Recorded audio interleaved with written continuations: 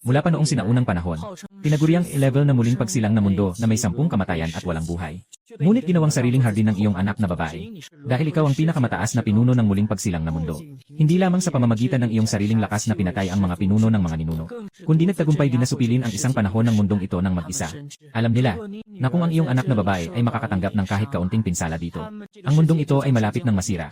Sa isang virtual na plaza sa oras na ito, nakatayo ang napakaraming estudyanteng sumasailalim sa pagsusuri. Ang mga tao sa mundong ito, kapag umabot sa 5 taon, ay magiging mga reinkarnator, na random na darating sa iba't ibang mundo upang sumailalim sa pagsubok.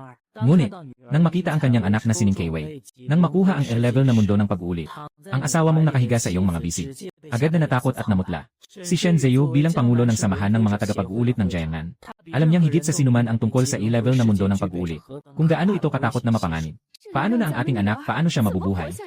Sa oras na ito, mula sa malayong kamalayan mula sa trono ng siklo, nakatutok ito sa bawat tao sa plaza. Maghanda ang lahat ng mga estudyante sa pagsusulit. Malapit nang pumasok sa mundo ng siklo. Kasunod nito, makikita ang kumikislap na liwanag. Biglang naglaho ang lahat. Maligayang pagdating sa mundo ng kamatayan. Madilim na kalangitan, nakalat na abo, nakapipigil na atmosfera.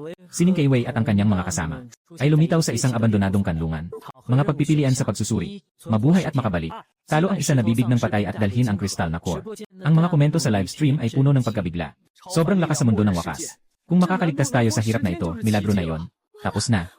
Tayo ay tapos na. Lahat tayo ay mamamatay dito. Pumutla ang mukha ni Anlan. Halos bumigay na. Ngunit si Ning Kaiwei ay nakakagulat na kalmado. Nakatingin siya sa impormasyon ng misyon.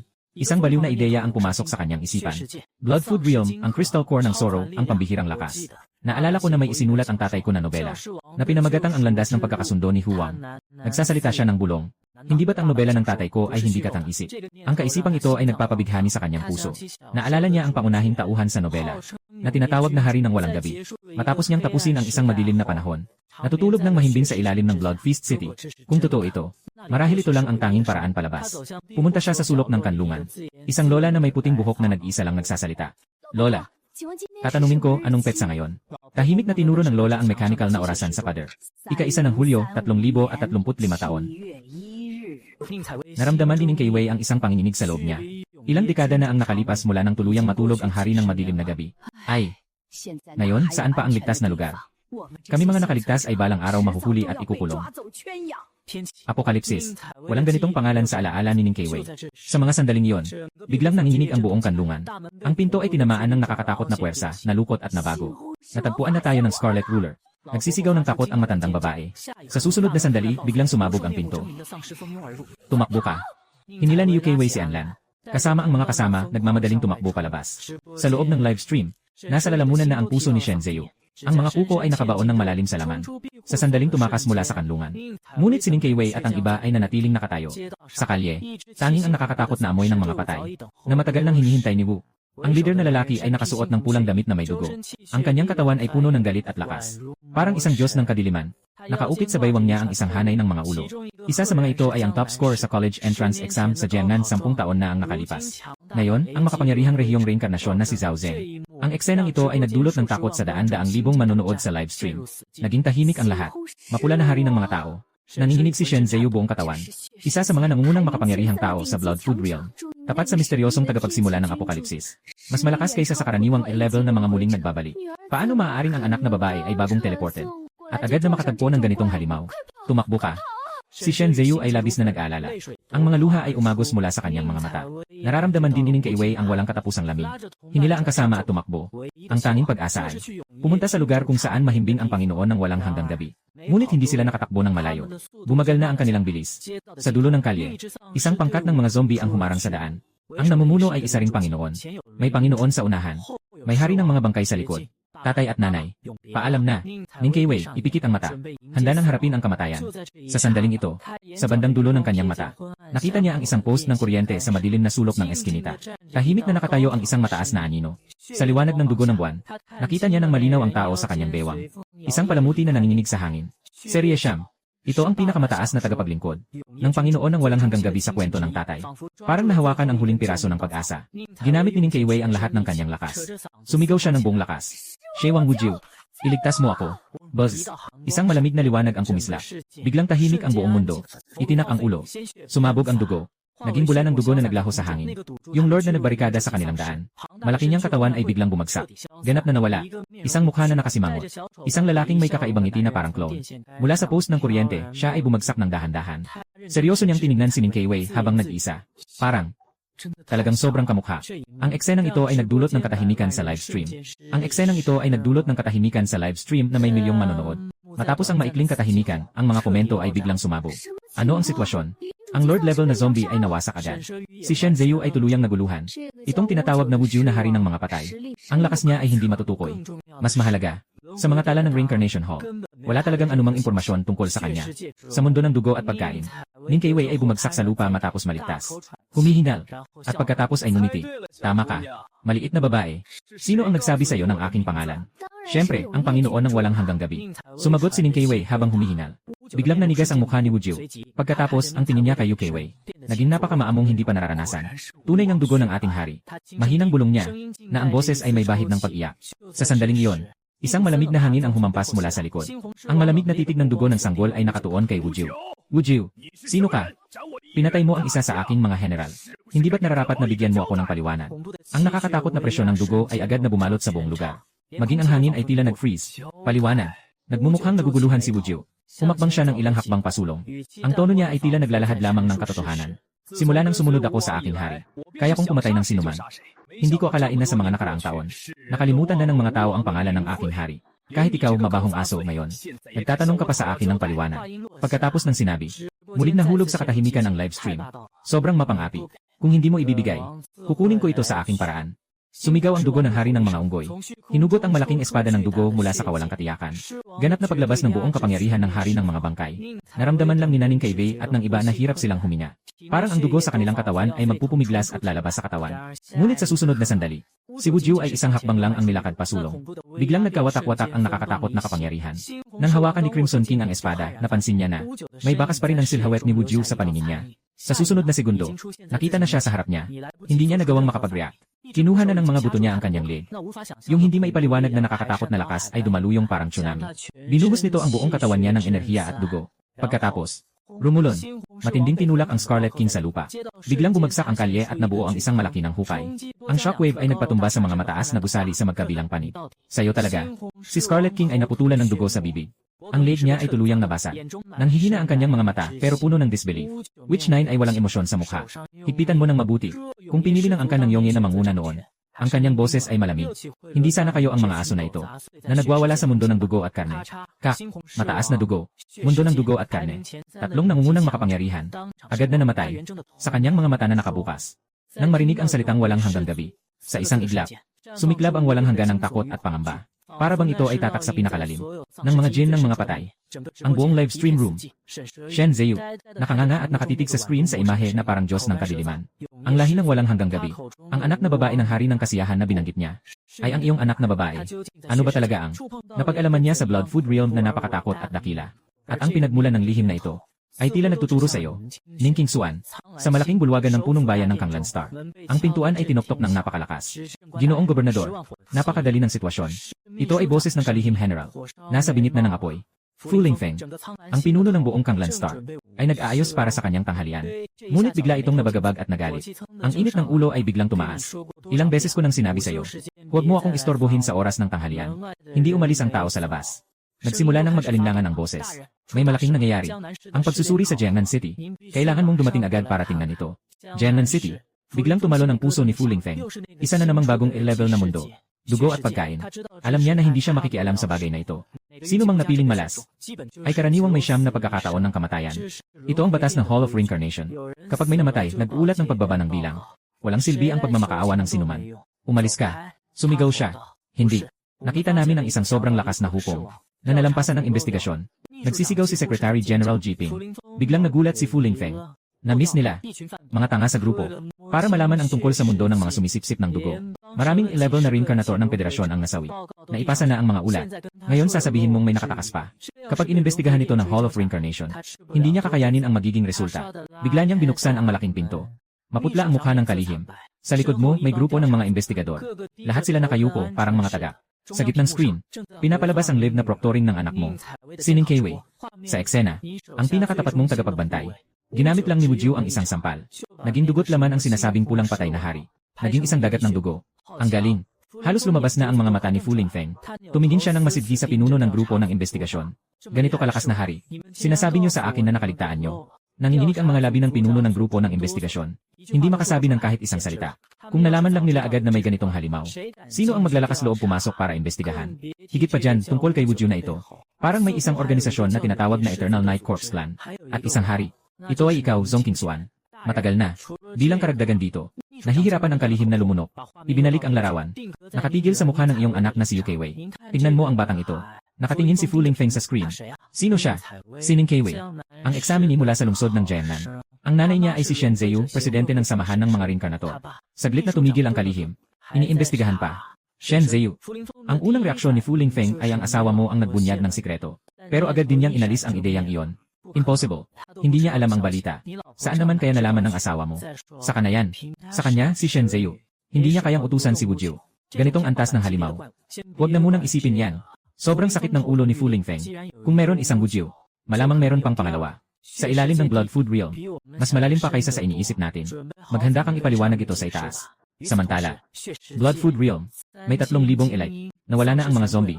Ang presensya ng hari ng mga patay kay Wu Jiu ay halo-halong may dugong pula ng mga patay. Ang takot ng kamatayan, parang isang walang anyong kamay, na humahawak sa liig ng lahat. Ang mga nakaligtas na nakatakas mula sa kanlungan, ay nakatago rin sa mga sulok. Hindi makapagsabi ng kahit isang salita. Tanging isang matandang babae lang ang nakasandal sa sulok ng pader. Ang malabo niyang mga mata ay nakatitig ng matindi sa likod ni Wu Jiu. Paulit-ulit na binabanggit sa bibig niya. Magdamagang gabi. Mga patay na sa gabi. Biglang, parang naalala niya ang isang bagay. Ang matandang katawan ay nagsimulang manginig ng malakas. Biglang napuno ng luha ang kanyang mga mata. Kayo. Kahit na nandito pa rin kayo. Wu Jiu wala nang pakialam sa mga kalokohan. Tiningnan niya ang 3,000 mga bangkay na nakaluhod sa lupa. Lahat ay mga tao ni Lord Qianqi. Kung itatabi pa, magiging salot lang. Tumaas lang siya ng kamay. Walang ibang galaw. Isang sandali lang. Ang dilim ay dumating at nawala. Libu-libong pinuno ng mga bangkay. Nagsabog ng dugo. Ang anak mong si Ning Keiwei. Puno ng maliliit na bituin sa mata. Ang lakas. Nang marinig ni Wu Jiu ang salitang iyon, agad siyang humarap. Gamit ang kuko, hinawi niya ang kilay. Pinilit niyang maiputok ang isang patak ng pinagmulan niyang esensya.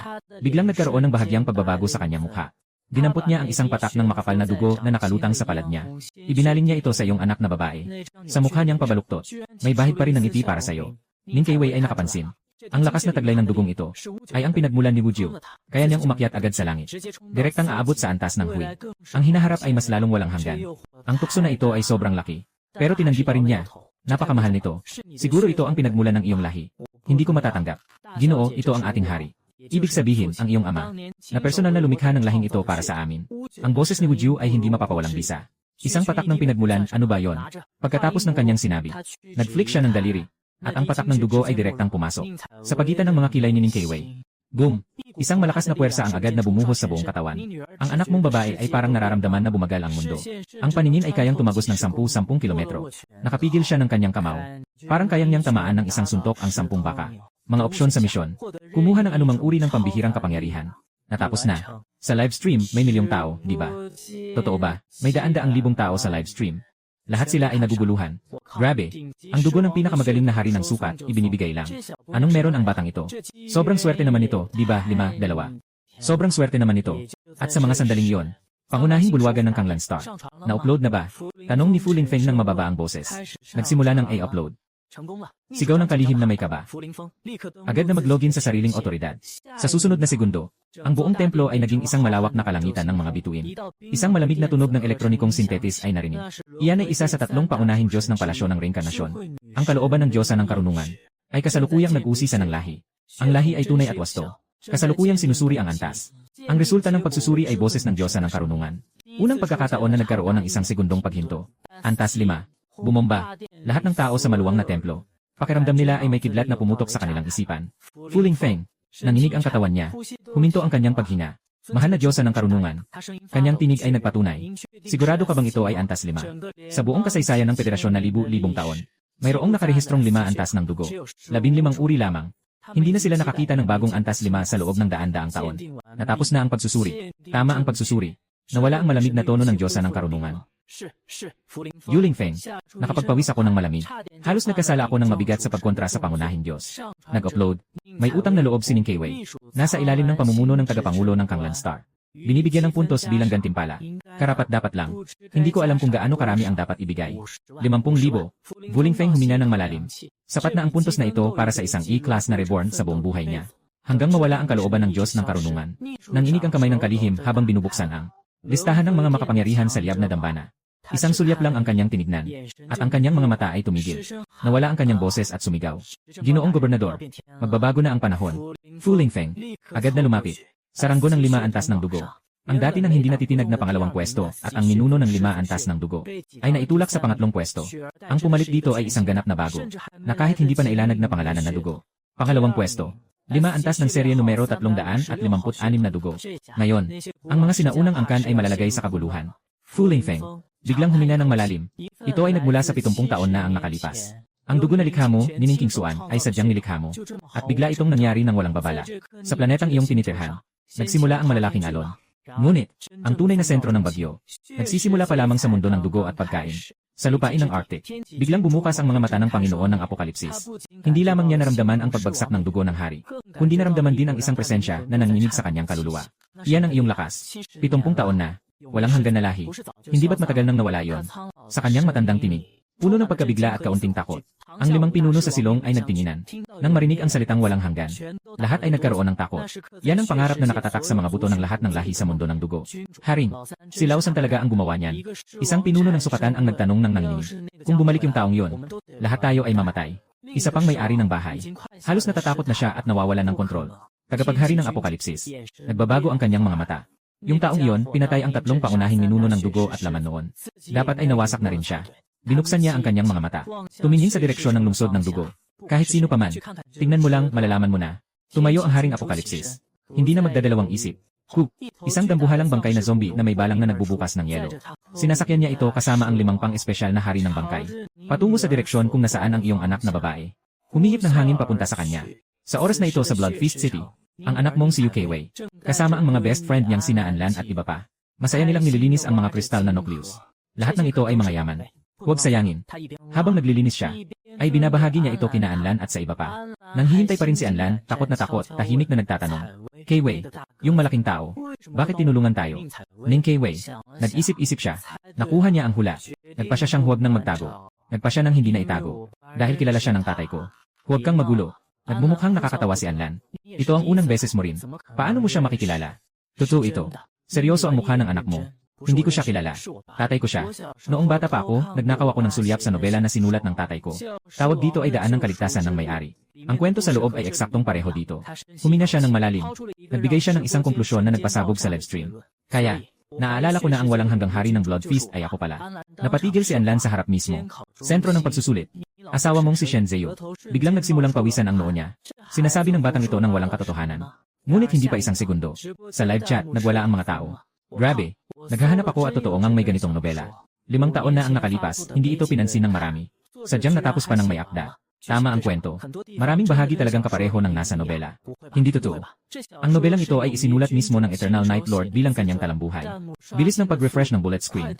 Hindi na makahabol si Shen Zheo. Pangunahing bulwagan ng Kanglan Star. Nagtaka rin si Wuling Feng. Sino ba ang Eternal Night Lord? Siya ang master ni Wu Jiu.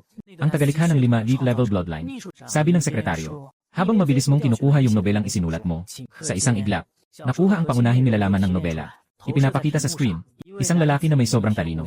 Binago ang virus na sequence. Nakapaglikha ng walang hanggang dugo. Kaya napatunayan ang sequence 0. Serye ng silid, pagkakasunod-sunod ng dugo. Serye ng silid, pagbabalik ng dugo. Serye hanggang sa serye ng dugo. Nakuha ng mga tao ng lumang panahon ang kakayahang labanan. Ang mga pamilyang nawalan, sa pangalan ng Panginoon ng walang hanggang gabi, na nagdulot ng takot sa maraming pamilyang ito. 7 taon, pinatay ang 7 pinuno ng pamilya.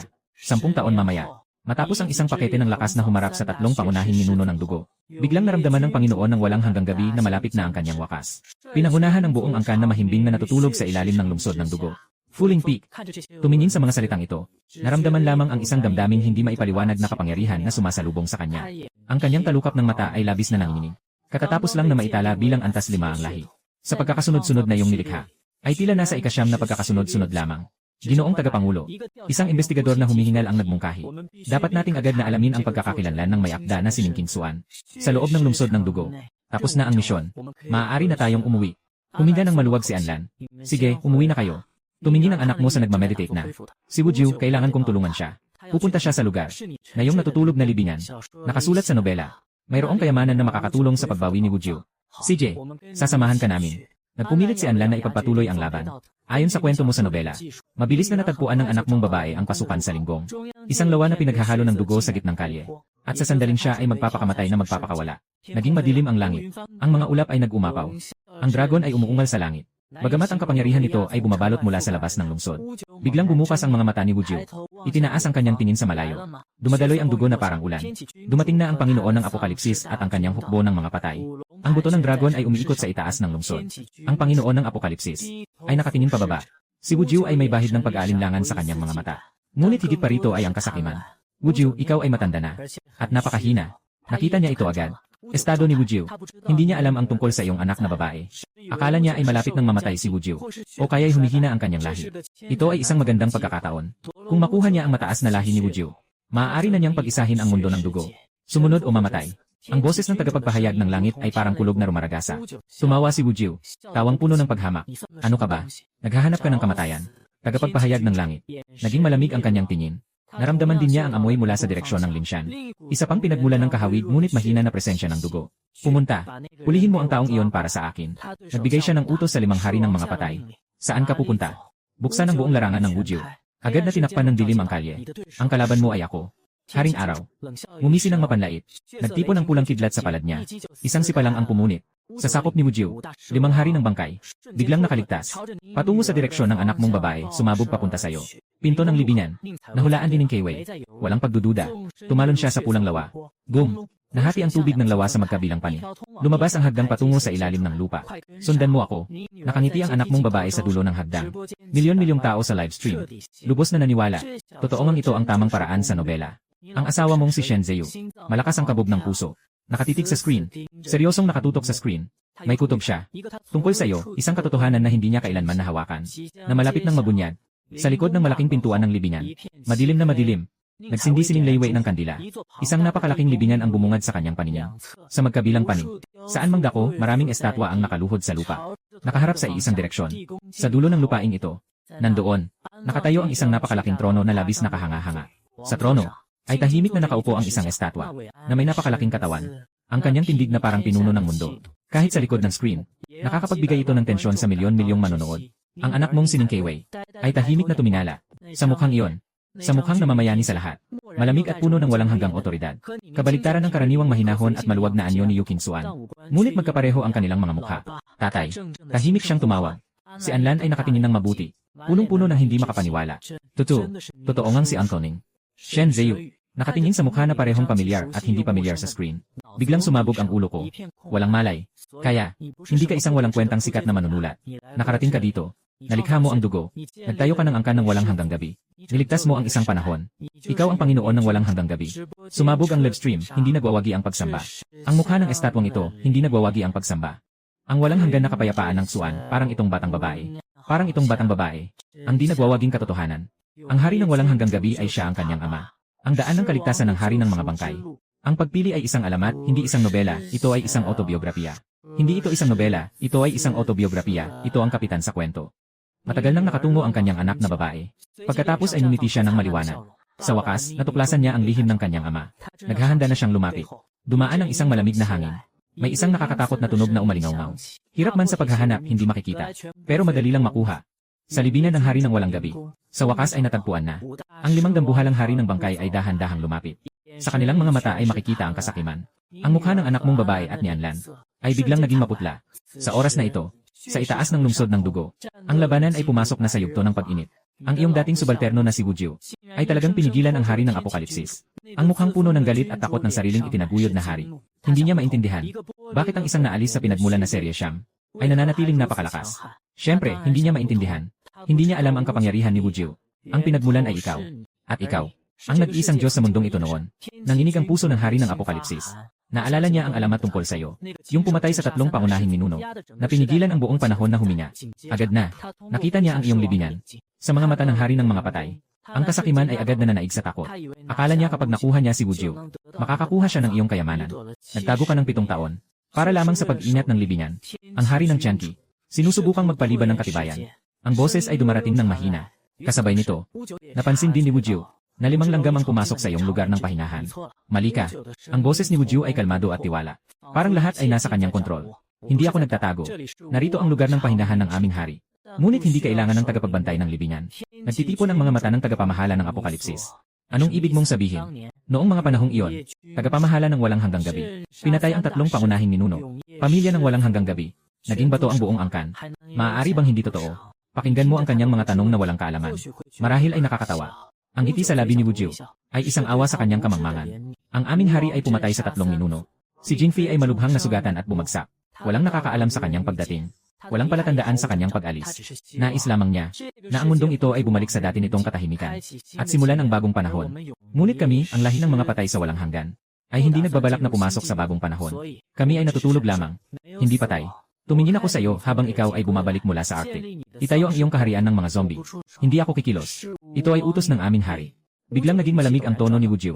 Nagmamalaki ang otoridad. Ngunit hindi mo dapat sa anuman pumasok sa libingan ng aming hari. Sa sandaling matapos ang kanyang sinabi, isang matinding masamang pangitain ang humawak. Sa puso ng tagapaghula, bigla siyang nag-utos sa lupa. Napalabasin ang 5 hari. Sayang. Sobrang huli na. Boom! Isang alon ng dugong pulang agos ang sumabog mula sa ilalim ng lupa. Yung amoy na sayo, di matatawaran na nakakatakot na kapangyarihan. Sa labas ng lungsod, milyon-milyon. Biglang bumagsak ang hukbo ng mga bangkay. Nagsisigawan at yumuko sa lupa. Nanginginig ang katawan na parang sinag ng palay. Kahit ang Panginoon ng Apokalipsis. Sa ilalim ng kanyang mga paa, ang mga buto ng dragon. Nagbigay din ng takot na daing. Ang mga mata ng higanting dragon ay puno ng kawalang pag-asa. Tapos na. Panginoon ng Apokalipsis.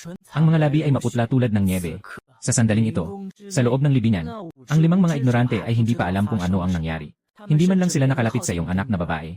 Si Ning Kaiwei ay pinigilan ng kapangyarihang sumabog mula sa iyong estatwa sa trono. Na siya'y pinindot sa lupa. Nawala ng kakayahang kumilos.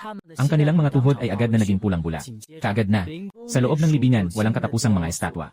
Ang mga mandirigma na sumunod sa iyo at natulog kasama mo. Ang batong buhat na balot ay nagsimulang magbuhos. Isang pares ng mga mata na kulay dugo ay unti-unting tumingin sa 5 mananakop. Anong nangyayari?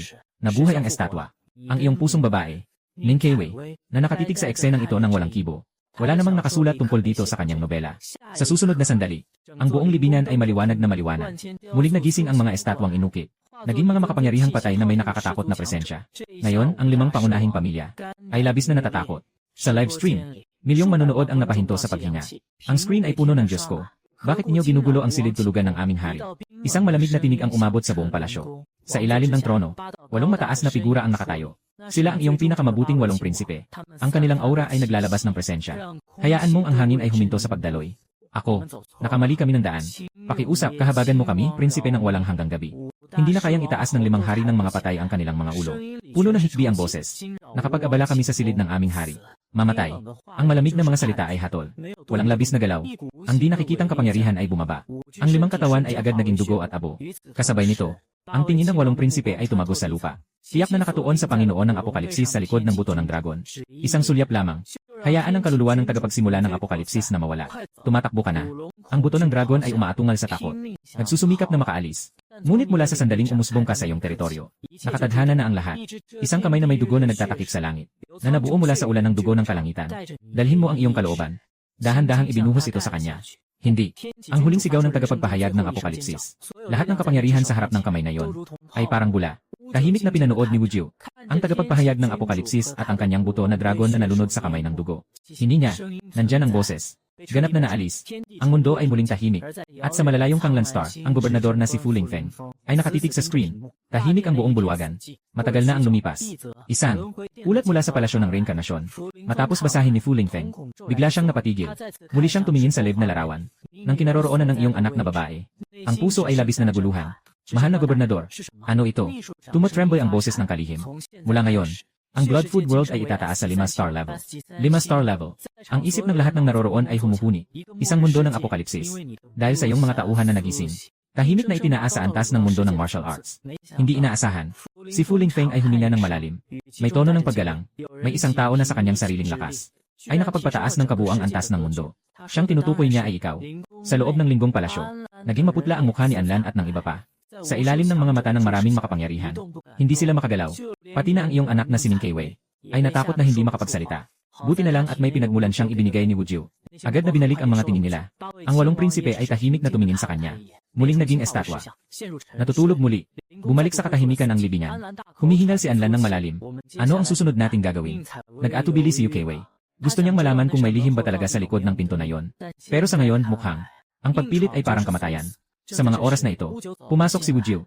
Mas mahina ang kanyang aura kaysa dati. Dalagang pinuno, umalis ka agad. Ang palasyo ng aking hari ay ang mundo ng dugo. Ito ang pinakamapanganib na lugar. Sa kaloob-looban, may mga bantay na hayop na iniwan ng aking hari. Sila'y pumatay sa sinumang makikita. Alam niya kung ano ang gustong gawin ng iyong anak na babae. Ngunit mas alam niya na hindi kailangan ng sinuman ang mag-alala dito. Sige na. Si Ning Keiwei ay umurong ng kanyang li. Sumuko na. Bago umalis, biglang nagsalita si Wujio na may maliwanag na tingin sa kanya. Hindi kayo kabilang sa mga tao ng Blood Food Realm, di ba? Agad na sumagi sa isip ni Ning Keiwei ang babala ng Reincarnation Hall. Ngunit tahimik siyang nag-isip ng matagal. Tinitingnan ng matandang ito na palaging tama, na walang kondisyon na tumulong sa kanya. Sa wakas, tumango siya. Ngumiti si Wujio. Ngumiti ng labis na nasisiyahan. Tumingala siya patungo sa iyong estatwa sa trono. Ang boses ay may kaunting hikbi. Alam ko na, ang aming hari ay isang napakatalinong tao. Tiyak na siya ay mula sa labas ng mundo. 70 taon ng paghihintay. Sa sandaling ito ay sumambulat sa puso. Habang siya ay muling nakakaalam, ang iyong anak na babae at ang kanyang mga kasama ay nawala na at hindi na makita. Sa susunod na segundo, makikita mong ang iyong anak na babae ay nagpakita sa isang malaking virtual na plaza. Unti-unting bumabalik ang ibang mga estudyante sa paligid. Karamihan ay may mukha ng nakaligtas sa sakuna. Tapos na. Mukhang nakalusot na tayo dito, di ba? Lubos na nakahinga ng maluwag si Anlan. Maghintay na lang tayo ng ulat. Nakatingin ang anak mong babae sa malaking screen sa plaza. Ay, buhay pa kayo.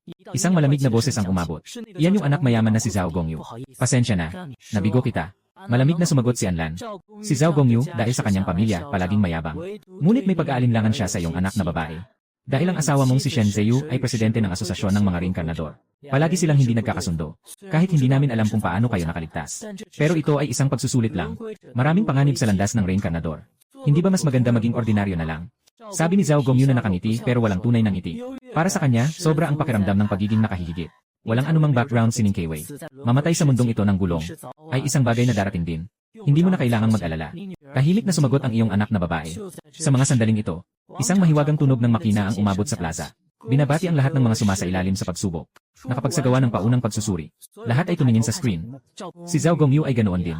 Ngunit agad, ang ngiti sa kanyang mukha ay nanigas. Unang pwesto sa pagsusuri. Si Ning Keiwei. Parang tinamaan siya ng kidlat. Napahinto ako sa lugar. Ang tatlong maliwanag na letra. Nakabitin sa ibabaw ng daan-daang libong eksamini. Lahat ay nakatingin. Biglang nagkagulo ang plaza. Sino si Ning Keiwei? Hindi ko pa narinig. Sandali lang. Nakakuha siya ng A-level na mundo. Napaka mapanganib na antas. Hindi siya makakaligtas. At nakakuha pa ng ika. Maraming mga mata ang nagsimulang maghanap sa karamihan. At sa sandaling ito, ang iyong anak na babae ay umalis na sa plaza. Nagmamadaling tumakbo palabas ng paaralan. Ang iyong asawa na si Shen Zheyu ay nakangiting kumakaway sa kanya. Nakatingin ka habang ang anak na babae mo ay biglang sumisiksik sa kanyang mga bisig. Na parang sa mga bisig mo rin. Hindi pa tapos ang mga bagay-bagay. Sa malalayong bituin ng imperyo, sa isang lumang tahanan, isang matandang tinatawag na dugo ng ninuno ay kalmado at umiinom ng tsa. Biglaang, isang babae na nakasuot ng damit ang pumasok. May pabilis na tinig. Dugo ng ninuno. Malaking problema ito. Ang lahi ng reinkarnasyon. Nagbago ang listahan ng ranggo. Napakunot ang noo ng matanda. Bakit ka nag-aalala? Ang ating lahi. Napunta na sa ikatlong pwesto. Ang ninuno ng lahi ay biglang nagbuga ng inumin. Na may mukha ng hindi makapaniwala. Ano nang sinabi mo? Ninuno ng lahi. Antas 5 ng lahi. Matagal nang nakatayo sa pangalawa. Ngayon ay napalayas ng isang hindi kilalang lahi. Agad siyang kumonekta sa Hall of Reincarnation. Lumabas sa isang virtual na espasyo ng universo. Sa oras na ito, dito ay puno na ng tao. Lahat ay nakatingala sa malaking ranggo. Ang tingin ng Blood Ancestor ay nakatutok sa pangatlong pwesto. Serye siyang, dugo ng Wujio. Walang pangalan. Isang mababang dugong mula sa isang nawawalang pamilya. Bakit? Siya ay nagalit. Nang makita niya ang dugo, na nagmula sa malalayong Kanglan Star.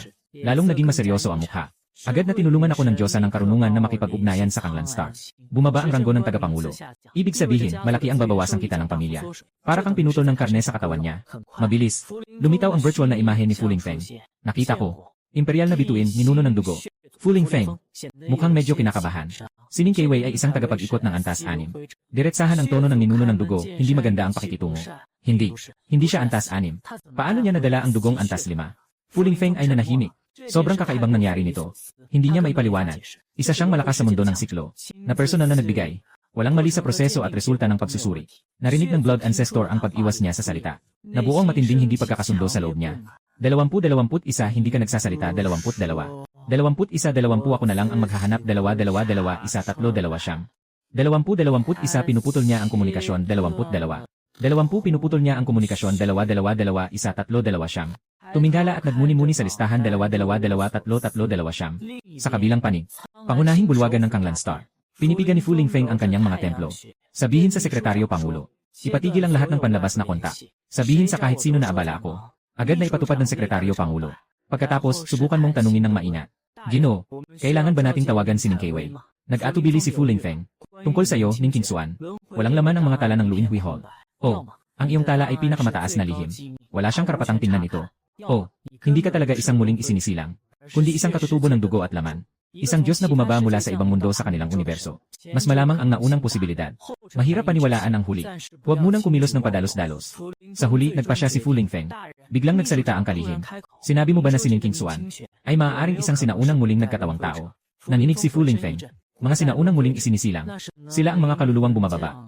Na muling isinisilang bilang mga katutubo, isang alamat na antas ng pagkatao. Sila ang pundasyon ng pag-angat ng federasyon. At isa ring pinakamisteryosong grupo.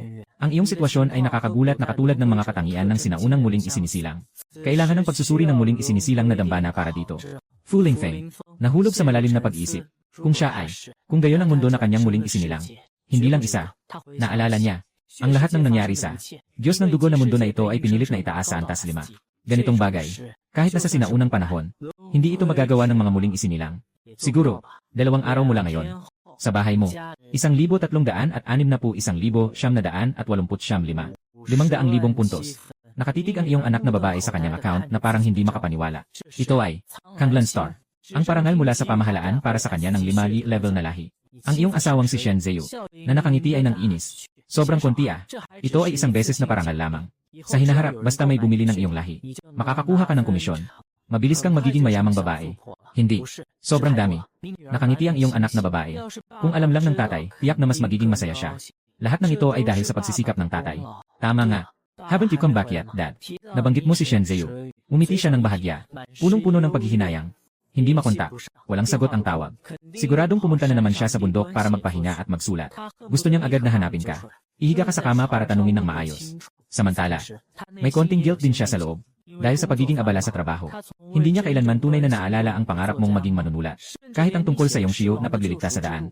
Hindi niya nabasa kahit isang kabanata. Ngunit ngayon, ang iyong pangarap ay tila natutupad sa isang paraan na hindi niya maunawaan.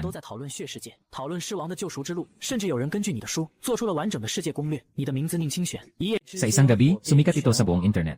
Tinawag na sinaunang muling isinilang, propeta, at iba pang mga misteryosong titulo. Lalo siyang naguluhan tungkol dito.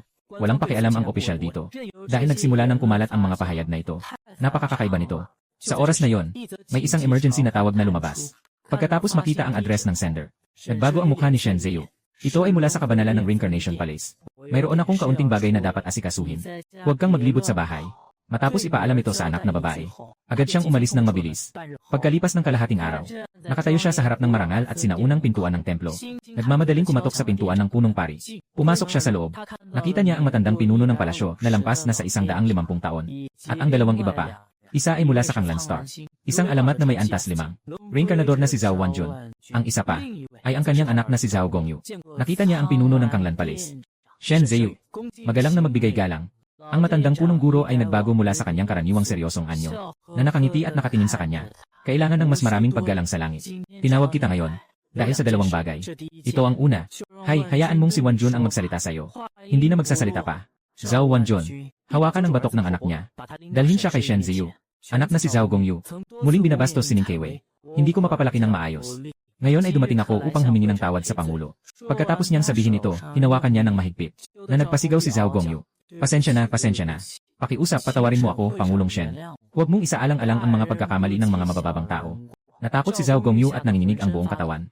Bahagyang pumikit si Shen Zeu. Alam niya, hindi ito para humingi ng tawad. Sadyang para makipag-ayos. Ang dahilan ay dahil sa iyo. Kailan ba naging ganito ang pinakamagaling na 5-star reincarnator ng Kanglan Star? Na kailangang magtanong sa kanya para ipaliwanag ang hindi pagkakaintindihan. Ito ay nagbigay kay Shen Zeu ng pakiramdam na hindi ito totoo. Sobra naman ang sinabi. Sabi niya ng kalmado. Salamat. Huminga ng maluwag si Zhao Wanjun. Hawak ang anak, handa nang umalis. Bago umalis, tumingin siya at nagsabi muli. Isa pa. Ako ang kinatawan ng pamilya Zhao. Nais ko nang batiin si Chairman Shen ng maaga dito. Maligayang bati. Nakangapa si Shen Zeu. Sa oras na yon, ngumiti ang matandang tagapangasiwa. Si Wanjun ay pupunta na sa Jiangbi Tuin para mag-develop. Pagkatapos niyang umalis, Kami sa Kanglan Star. May isang napakagandang pagkakataon na nadagdag. Nakipag-usap ako sa kanya. Sa tingin ko, dapat ibigay ito sa'yo. Inabot niya ang isang dokumento. Noong 2 buwan ang nakalipas. Reinkarnasyon na templo. Natuklasan nila ang isang bagong antas 5 na mundo ng martial arts. Sobrang yaman ng mga resources. Madali ang misyon. Kami sa Kanglan Star. May isa lamang na puwang para makapasok. At ikaw ang taong iyon. Nang marinig ito ni Shen Zheyu, hindi siya nakapagpigil ng umiti ng mapait. Ginoo, sobrang pinahahalagahan niyo ako. Ako ay nasa antas ilang. Pupunta sa antas 5 na mundo. Hindi ka naman pwedeng manatili sa antas habang buhay. Pinutol siya ng matandang pinuno. At saka, dapat na akong magretiro. Kapag bumalik ka mula sa mundong iyon, irekomenda kita sa mga namumuno. Papalitan ang pwesto ko. Papalitan ang pwesto mo. Shen Zheyu. Huminto ang hininga. Biglang bumilis ang tibok ng puso. Namumuno sa Kanglan Imperial Branch Palace. Namamahala sa lahat ng antas sa ibaba. Tagapagbalik tanaw. Ito ang kapangyarihang hindi niya maipangarap kahit sa panaginip. Alam niya na ang pagkakataong ito ay dahil sa iyo. Huminto siya sandali. Huminga siya ng malalim. Naging matatag ang kanyang tingin. Maraming salamat, Panginoon. Hawak na hawak niya ang dokumento. Umalis siya sa sangay. Sa mga susunod na araw, ang iyong asawa na si Shen Zheyu ay nag-aral ng dokumentong iyon. Sa isang kakaibang pagkakataon, nagtago rin siya at naghanap sa mga naunang draft na isinulat mo. Umaasang makakahanap ng mga pahiwatig tungkol sa mundong iyon. Ngunit walang nakuha. Ano ba ang ginagawa ko? Nang siya'y makabawi, namumula ang kanyang pisngi. Nakaramdam ng hiya. Pagkalipas ng 2 araw, dumating na ang oras ng pag-alis. Kailangan ni Mama na umalis sa trabaho. Pwede kang tumuloy sa bahay ni Anlan. Shen Zheyu, nangungusap sa anak niyang babae. Pwede mong gamitin ang account ko kahit kailan. Bumili ka ng kahit ano na gusto mo. Sabi mo yun. Huwag mong sisihin kung mauubos na. Yumakap ang asawa mo sa mukha ng anak nilang babae. Nakangiti siyang lumabas ng bahay. Sa susunod na segundo, nawala ang kanyang anino. Lumabas sa virtual na plaza. Kanglan Star. Ang level na muling nagbabalik na si Shen Zheyu ay sumali na. Isang malamig na boses ng makina ang umabot. Ang mga taong nakatayo na sa plaza ay sumulyap lang sa kanya. Nang marinig na ito ay level. Wala nang nagbigay pansin. Nakita mo siyang nag-iisa sa sulok. Na tila medyo nag-iisa. Sa mga sandaling iyon, ang Kanglan ay nag-ambag ng mga bituin. The level ng mga reincarnator ay nag-imbestiga. Muling umingay ang boses. Biglang napalingon ang lahat ng tao.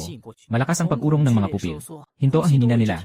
Tao Ju, yung halimaw sa top 100 ng Tianbang. Kakatapos lang niyang pumasok sa isang 5 level na mundo. Hindi na nga kailangan huminga, no? Nanonood ang lahat. Para bang naakit ng magneto. Na mahigpit na nakadikit sa isang anyo na bagong naipadala. Ang taong iyon ay si Yan Jay. Nakaitim na balabal. Matangkad ang katawan. Naglalabas ng nakabibinging presyon. Sa simpleng pagtayo lang doon, para bang isang gumagalaw na bundok. Pinasimulan ang malamig na pawis ng mga naglalakbay sa paligid. Si Shen Zheyu na nasa tabi mo. Agad na nagbago ang kanyang mukha. Hindi siya nakakita ng ganitong sitwasyon. Ngunit alam niya ang bigat ng pangalang ito. Mas alam niya kaysa sinuman. Isang bihasang tao sa langit. Isang tunay na makapangyarihan. Mas masama pa, hindi nag-isa si Tao Jay. Imperyo ng Kanglan. Sumali na ang 5 lead level na reincarnator na si Yu Yongxuan. Imperyo ng Kanglan. Sumali na ang 5 lead level na reincarnator na si Ding Xiu. Ang malamig na boses ng Diyosa ng karunungan ay patuloy na umuusbong. May 3 kasama na akong nadagdag. Parang nakakita ng multo ang mga tao. Sabay-sabay silang umatras. Diyos ko, narito na ang mga ganap na kaaway ng bansa. Ding Xiu, ika-159 sa langit na ranggo. Paano na tayo ngayon? Naghahanda na naman ba silang sirain ang mundo ng muling pagsilang? Ang kawalang pag-asa ay bumuhos na parang alon. Si Shen Zheyu ay nag-isa, na gustong mang-agaw ng pagkain sa mga pating. Ay talagang isang panaginip ng isang baliw. Sa oras na ito, ang tingin Yan Jay ay lumingon, na parang 2 malamig na kutsilyo, na eksaktong tumama kay Shen Zheyu. Unti-unti siyang lumapit. Isang presensya ang humarap kay Yadi. Sino ka? Ang kota ni Zhao Fangjun. Bakit nasa iyo? Walang kahit anong init ang kanyang boses. Si Shen Zheyu ay halos hindi makahinga sa bigat ng presensya. Mahirap na sumagot. Pumunta siya sa diksing. Ako na ang papalit. Ang mga sulok ng bibig ni Yan Jay ay umangat ng malamig na kurba. Ang kanyang mga mata ay puno ng hindi nakatago na pagnanasa sa pagpatay at panghihinayang. Mabuti na lang ang kanyang kapalaran. Kung makakauwi siya, sabihin mo sa kanya. Nakakaiwas siya sa una. Ngunit hindi sa ikalawa. Sa susunod, sana ay magtagpo tayo muli. Hindi pa rin niya mapapanatili ang kanyang buhay kahit ang Diyos ng langit at lupa. Lumigpit ang dibdib ni Shen Zheyu. Mukhang may matinding galit si Zhao Wanjun sa makapangyarihang ito. Yumuko rin yung taong tinatawag na Yu Yongxuan. Ngumingiti na parang isang nakamamatay na ahas. Tinitignan siya mula ulo hanggang paa. Shen Zheyu, yung batang babae mula sa Kanglan Star. Sayang naman, naubos na ang yaman ng ating planeta. Maganda ang iyong kakayahan. Kailangan mong mabuhay ng maayos sa pagkakataong ito. Para magkaroon ka ng pagkakataong makapunta sa imperial na bituin. Ang kakaibang liwanag na yon ay nagbigay ng pagkasuka kay Shen Zheyu. Mabilis siyang umatras ng walang isip. Ayaw ko nang makipag-usap pa sa mga taong ito. Bigla, Ding Xiu ay malumanay na nagsalita.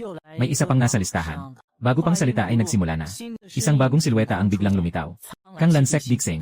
Ang 5 lead level na reincarnator na si Chen Yuning ay sumali na sa Kanglan Sek Dixing.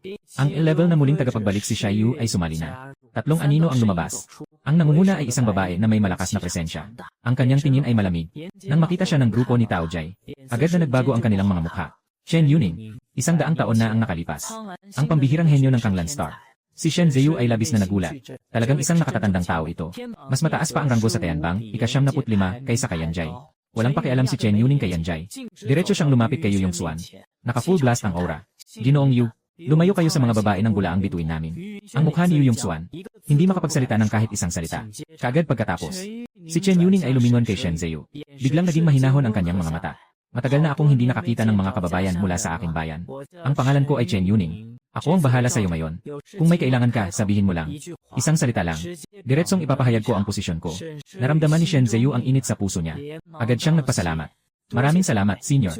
Sa puntong iyon, ang boses ng Diyosa ng Karunungan ay umabot sa buong espasyo. Ang mga miyembro ng Kanglan ay nakaposisyon na. Malapit nang pumasok sa antas ng Reincarnation World. Sa gitnang lupa, maaaring pumili ng misyon. Mabuhay ng 100 araw. Magdala ng 3 uri ng lihim na kayamanan. Nagsimula na ang pagbibilang pabalik. Nilamon ng liwanag ang lahat. Samantala, sa gitnang lupain, sa Bayou Villa, naupo ka sa tuktok ng bundok. Tahimik na umuuga ang tasa ng tsaa sa iyong kamay. Mula rito, maaaring tanawin ang mga bundok. Ang mga ulap ay naglalakbay. 10 taon na. Sa labas ng atik. Ang iyong mga tagasunod ay nakatayo ng mas marami. Walang ingay.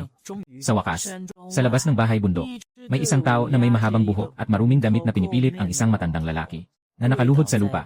Sinasamba ang guro. Ang kamay mong nanginginig habang humahawak ng tasa ng tsaa. Hindi ka lumingon. Ang boses mo ay malamig na parang hangin sa bundok. Ginoong Li, pinahintulutan mo akong maghintay ng medyo matagal. Natatakot si Li Zhuang, ang pinuno. Agad na napawis ang pawis sa likod niya. Pasensya na po, Panginoon. Yung matandang halimaw na ito, nagsisinungaling sa daan. Halos nakaligtas siya. Kailangan ng malaking effort ko para maibalik siya sa kontrol. Kaya lang, hindi ka interesado pakinggan ang paliwanag niya. Lumiko ka sa ulo. Nakatitig ka sa matandang demonyong binubugbog. Siya yun. Yung mukha na hinahanap mo ng 10 taon. 10 taon na.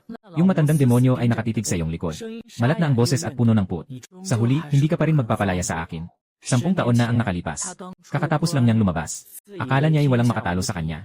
Narinig niyang may lumitaw na. Punong guro ng Wangsheng. Iyon ay ikaw. Wala siyang pakialam dito. Madali lang niyang pinatay ang 2 alagad mong naglalakbay sa labas. 3 araw pagkatapos, nagpadala ka ng 10,000 tagasunod upang wasakin ang kapangyarihan ng kurbatang pinto. Sinalakay siya ng iyong 4 na dakilang tagapagtanggol. At sa kabila ng lahat, nakatakas siya ng bahagya. Mula noon, siya ay naging takas na tao. Akala niya sa lawak ng gitnang lupain na ito, ay tiyak na may matataguan siya. Akala ko, kahit ang biyak na buwan na bila na ganitong klase, ay matagal nang sayo na. Pinatay mo ang aking minamahal na disipulo. Akala mo mapapabayaan kita. Sa wakas, tumayo ka na. Dahan-dahang lumakad papunta sa harap niya. Walang kahit isang bakas ng emosyon sa kanyang mga mata. Kahit tumakas ka pa sa dulo ng mundo. Sabi ko na, buhay ay dapat makita ang tao. Patay ay dapat makita ang bahay. Kahit pa masunog na asupre, dapat pa rin akong dalhin. Patayin mo na ako. Sa sandaling maglakad ka ng 3 hakbang papalapit. Biglang bumangon ang matandang demonyo ng mga buto. Nagkunwari lang siya. Ang galit na tunay na enerhiya ay biglang sumabog sa selyo. Ang masamang enerhiya ay nagtipon sa dulo ng daliri. Diretsong tumusok sa iyong noo. Guro, nataranta si Ginoong Li at napasigaw. Bumangga ng malakas. Ang kanyang mga daliri, tumigil sa 3 pulgada mula sa iyong kilay. Hindi na makakilos pa kahit 1 pulgada. Ang iyong panangga ay ang enerhiya. Kahit siya ay hindi makabukas nito. Ang mata ng matandang halimaw na buto ay mula sa pagkabaliw ay naging hindi makapaniwala. Sa huli, naging abo na lamang. Matanda na ako. 3 dekada ng pagsubo. Pumasok sa mundo ng mga Diyos. Kahit anong gawin mo, hindi mo masisira ang iyong proteksyon. Siya ay nagginit-ngit. Ang boses niya ay puno ng kawalang pag-asa. Dahan-dahan mong itinataas ang kamay. Isang kamay ang inilagay sa kanyang ulo. Crack! Nawalan ng kakayahan. Nawasak ang dantian. Isang matandang demonyo. Nakatingin na may mga mata na hindi mapikit. Diretso siyang bumagsak. Guro, dapat akong parusahan. Niel si Ginoong Li sa harapan. Pagsamba. Inalis mo ang ulap ng dugo sa harap mo. Hindi mo man lang siya tinignan. Ang layunin niya mula sa simula ay ako. Wala ka talagang laban sa kanya. Pagkatapos sabihin ito, lumiko ka at pumasok sa karwahe. Nakikinig si Ginoong Li sa mga salitang ito. Parang ang aking gulugod ay nanginginig sa lamig. Nalaman ko, na mula sa simula nakita mo na ang lahat. Sa labas ng karwahe, bumubulong ang chopper. May balita mula sa 4 na tagapangalaga. May mga hindi kilalang tao na lumitaw sa Central Plains kamakailan. Napakalakas ng kanilang kapangyarihan. Nagnanakaw ng mga lihim na aklat. Kaunting pagsuway ay nagiging sanhi ng pagkawasak ng kanilang kapangyarihan. Nababahala ang mga tauhan.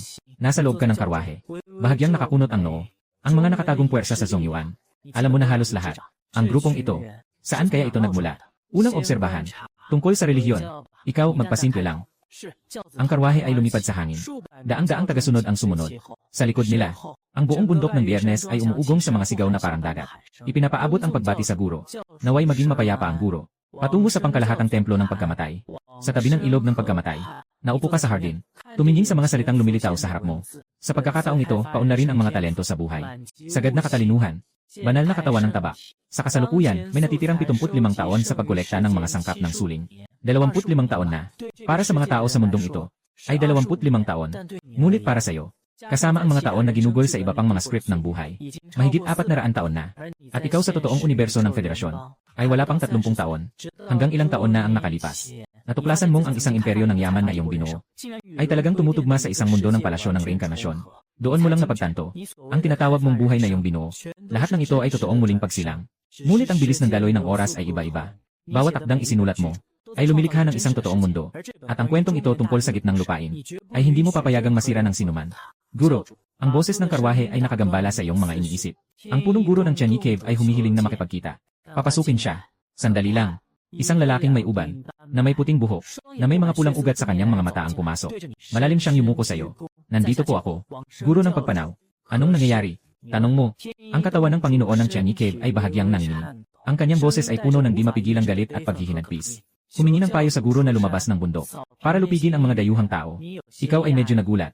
Ang Panginoon ng Tianyi Cave ay isang malakas na tao sa kalagayan ng tao at langit. Gaano siya katindi? Ngayon ay parang isang asong walang tahanan. Mukhang, yung mga kakaibang tao na sinabi ng karwahe driver, ay nahanap na siya.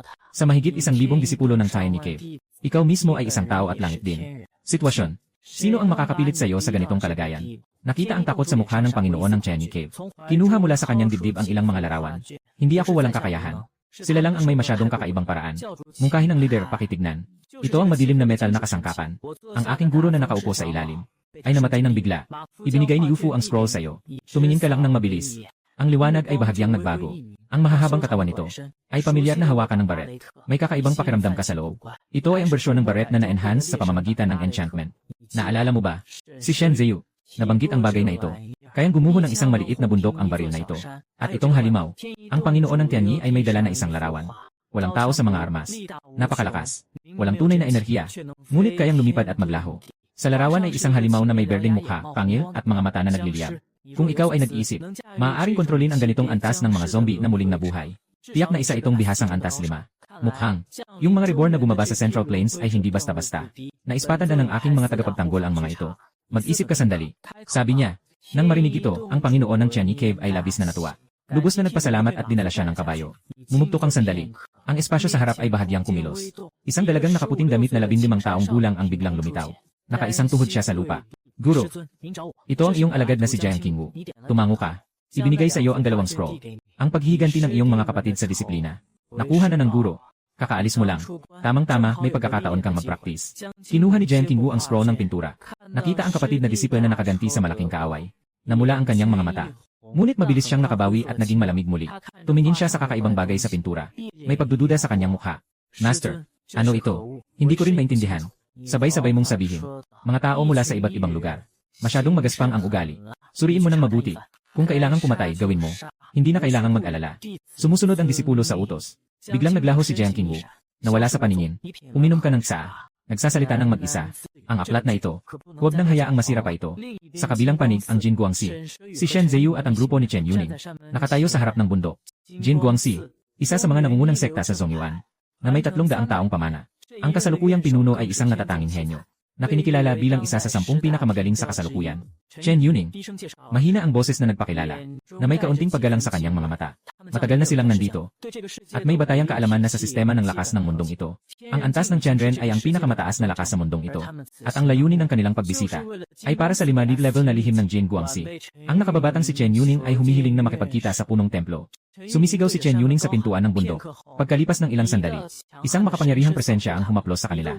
Isang otoritaryong tinig ang umabot mula sa loob ng templo. Ang mga lihim ng Jin Guang Temple ay hindi ibinabahagi sa mga dayuhan. Mangyaring umalis na. Ang tinig na ito ay nagdulot ng pagkabigla kay Shen Zhiyu. Ngunit si Chen Yuning ay hindi nagmamaliit o nagmamataas. Ang nakababata ay handang magpalitan ng bagay. Basta't makuha lang ang isang sulyap mula sa abala. Sandaling nanahimik ang templo. Isang batang silweta ang bumaba mula sa langit. Ito ay ang abala sa Golden Light Temple. Tiningnan niya si Chen Yuning at Shen Zheyu. Medyo bumaba ang tensyon. Tila nakikita nilang hindi sila kasamahan ng mga tao mula sa pagitan ng pagnanakaw. Hindi na nag-aksaya ng salita si Chen Yuning. Diretso siyang kumuha ng isang bagay na kumikislap ng ginto mula sa espasyo ng muling pagsilang. Shari, naging maliwanag ang mga mata ng pinuno ng templo. Humigpit ang kanyang paghinga ng kaunti. Maaaring palitan ang Shari ng Bodhi na kasanayan ng mahal na templo. Pwede ba? Diretsahan tinutukan ni Chen Yuning ang paksa. Talagang nilalapitan mo ang aming natatanging mahika. Mediko ay nagingit-ngit ang mukha. Walang sabi si Chen Yuning. Ibinuka ang palad. Ang isang relikya ay naging tatlo. Biglang nagbago ang tingin ng mediko mula sa malamig patungo sa mainit.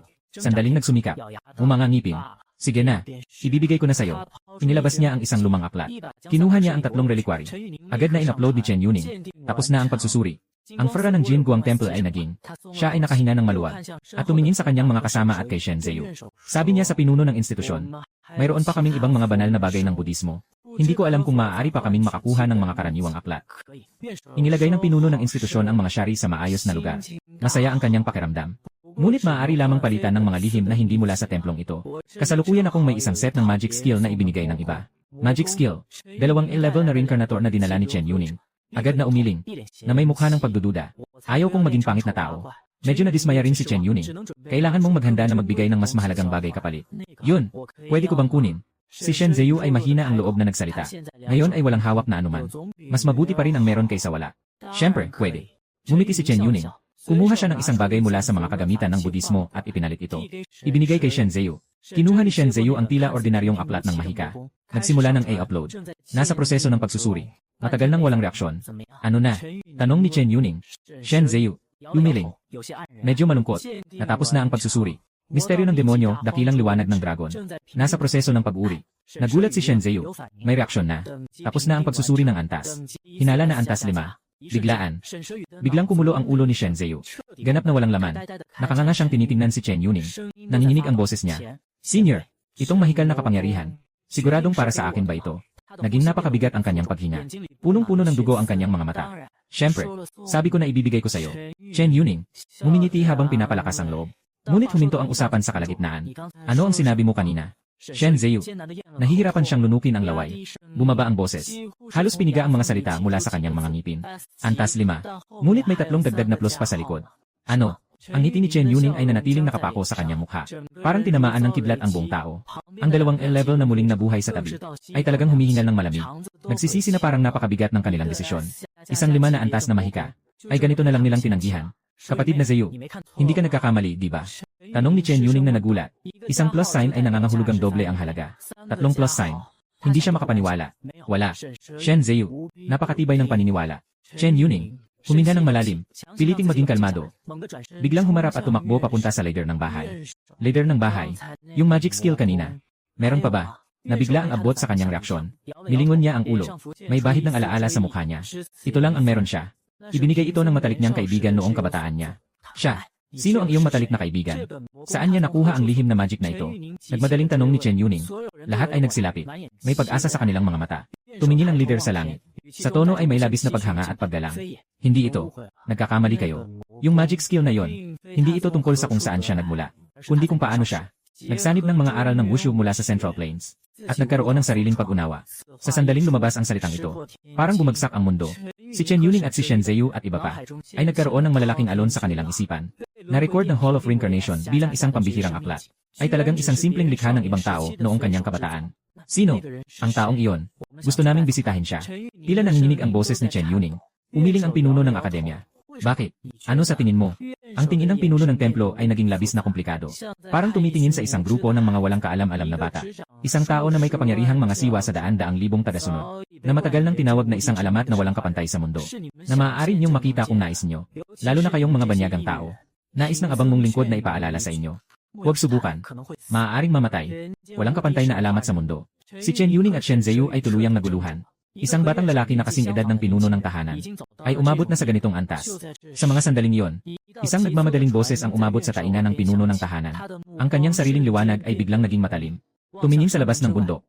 Sa harap ng bakuran, may isang grupo ng mga bisitang hindi inaasahan na bumaba mula sa bundok. Talagang magandang lugar ang Jin Guangxi. Biglang nagdilim ang mukha ni Chen Yuning.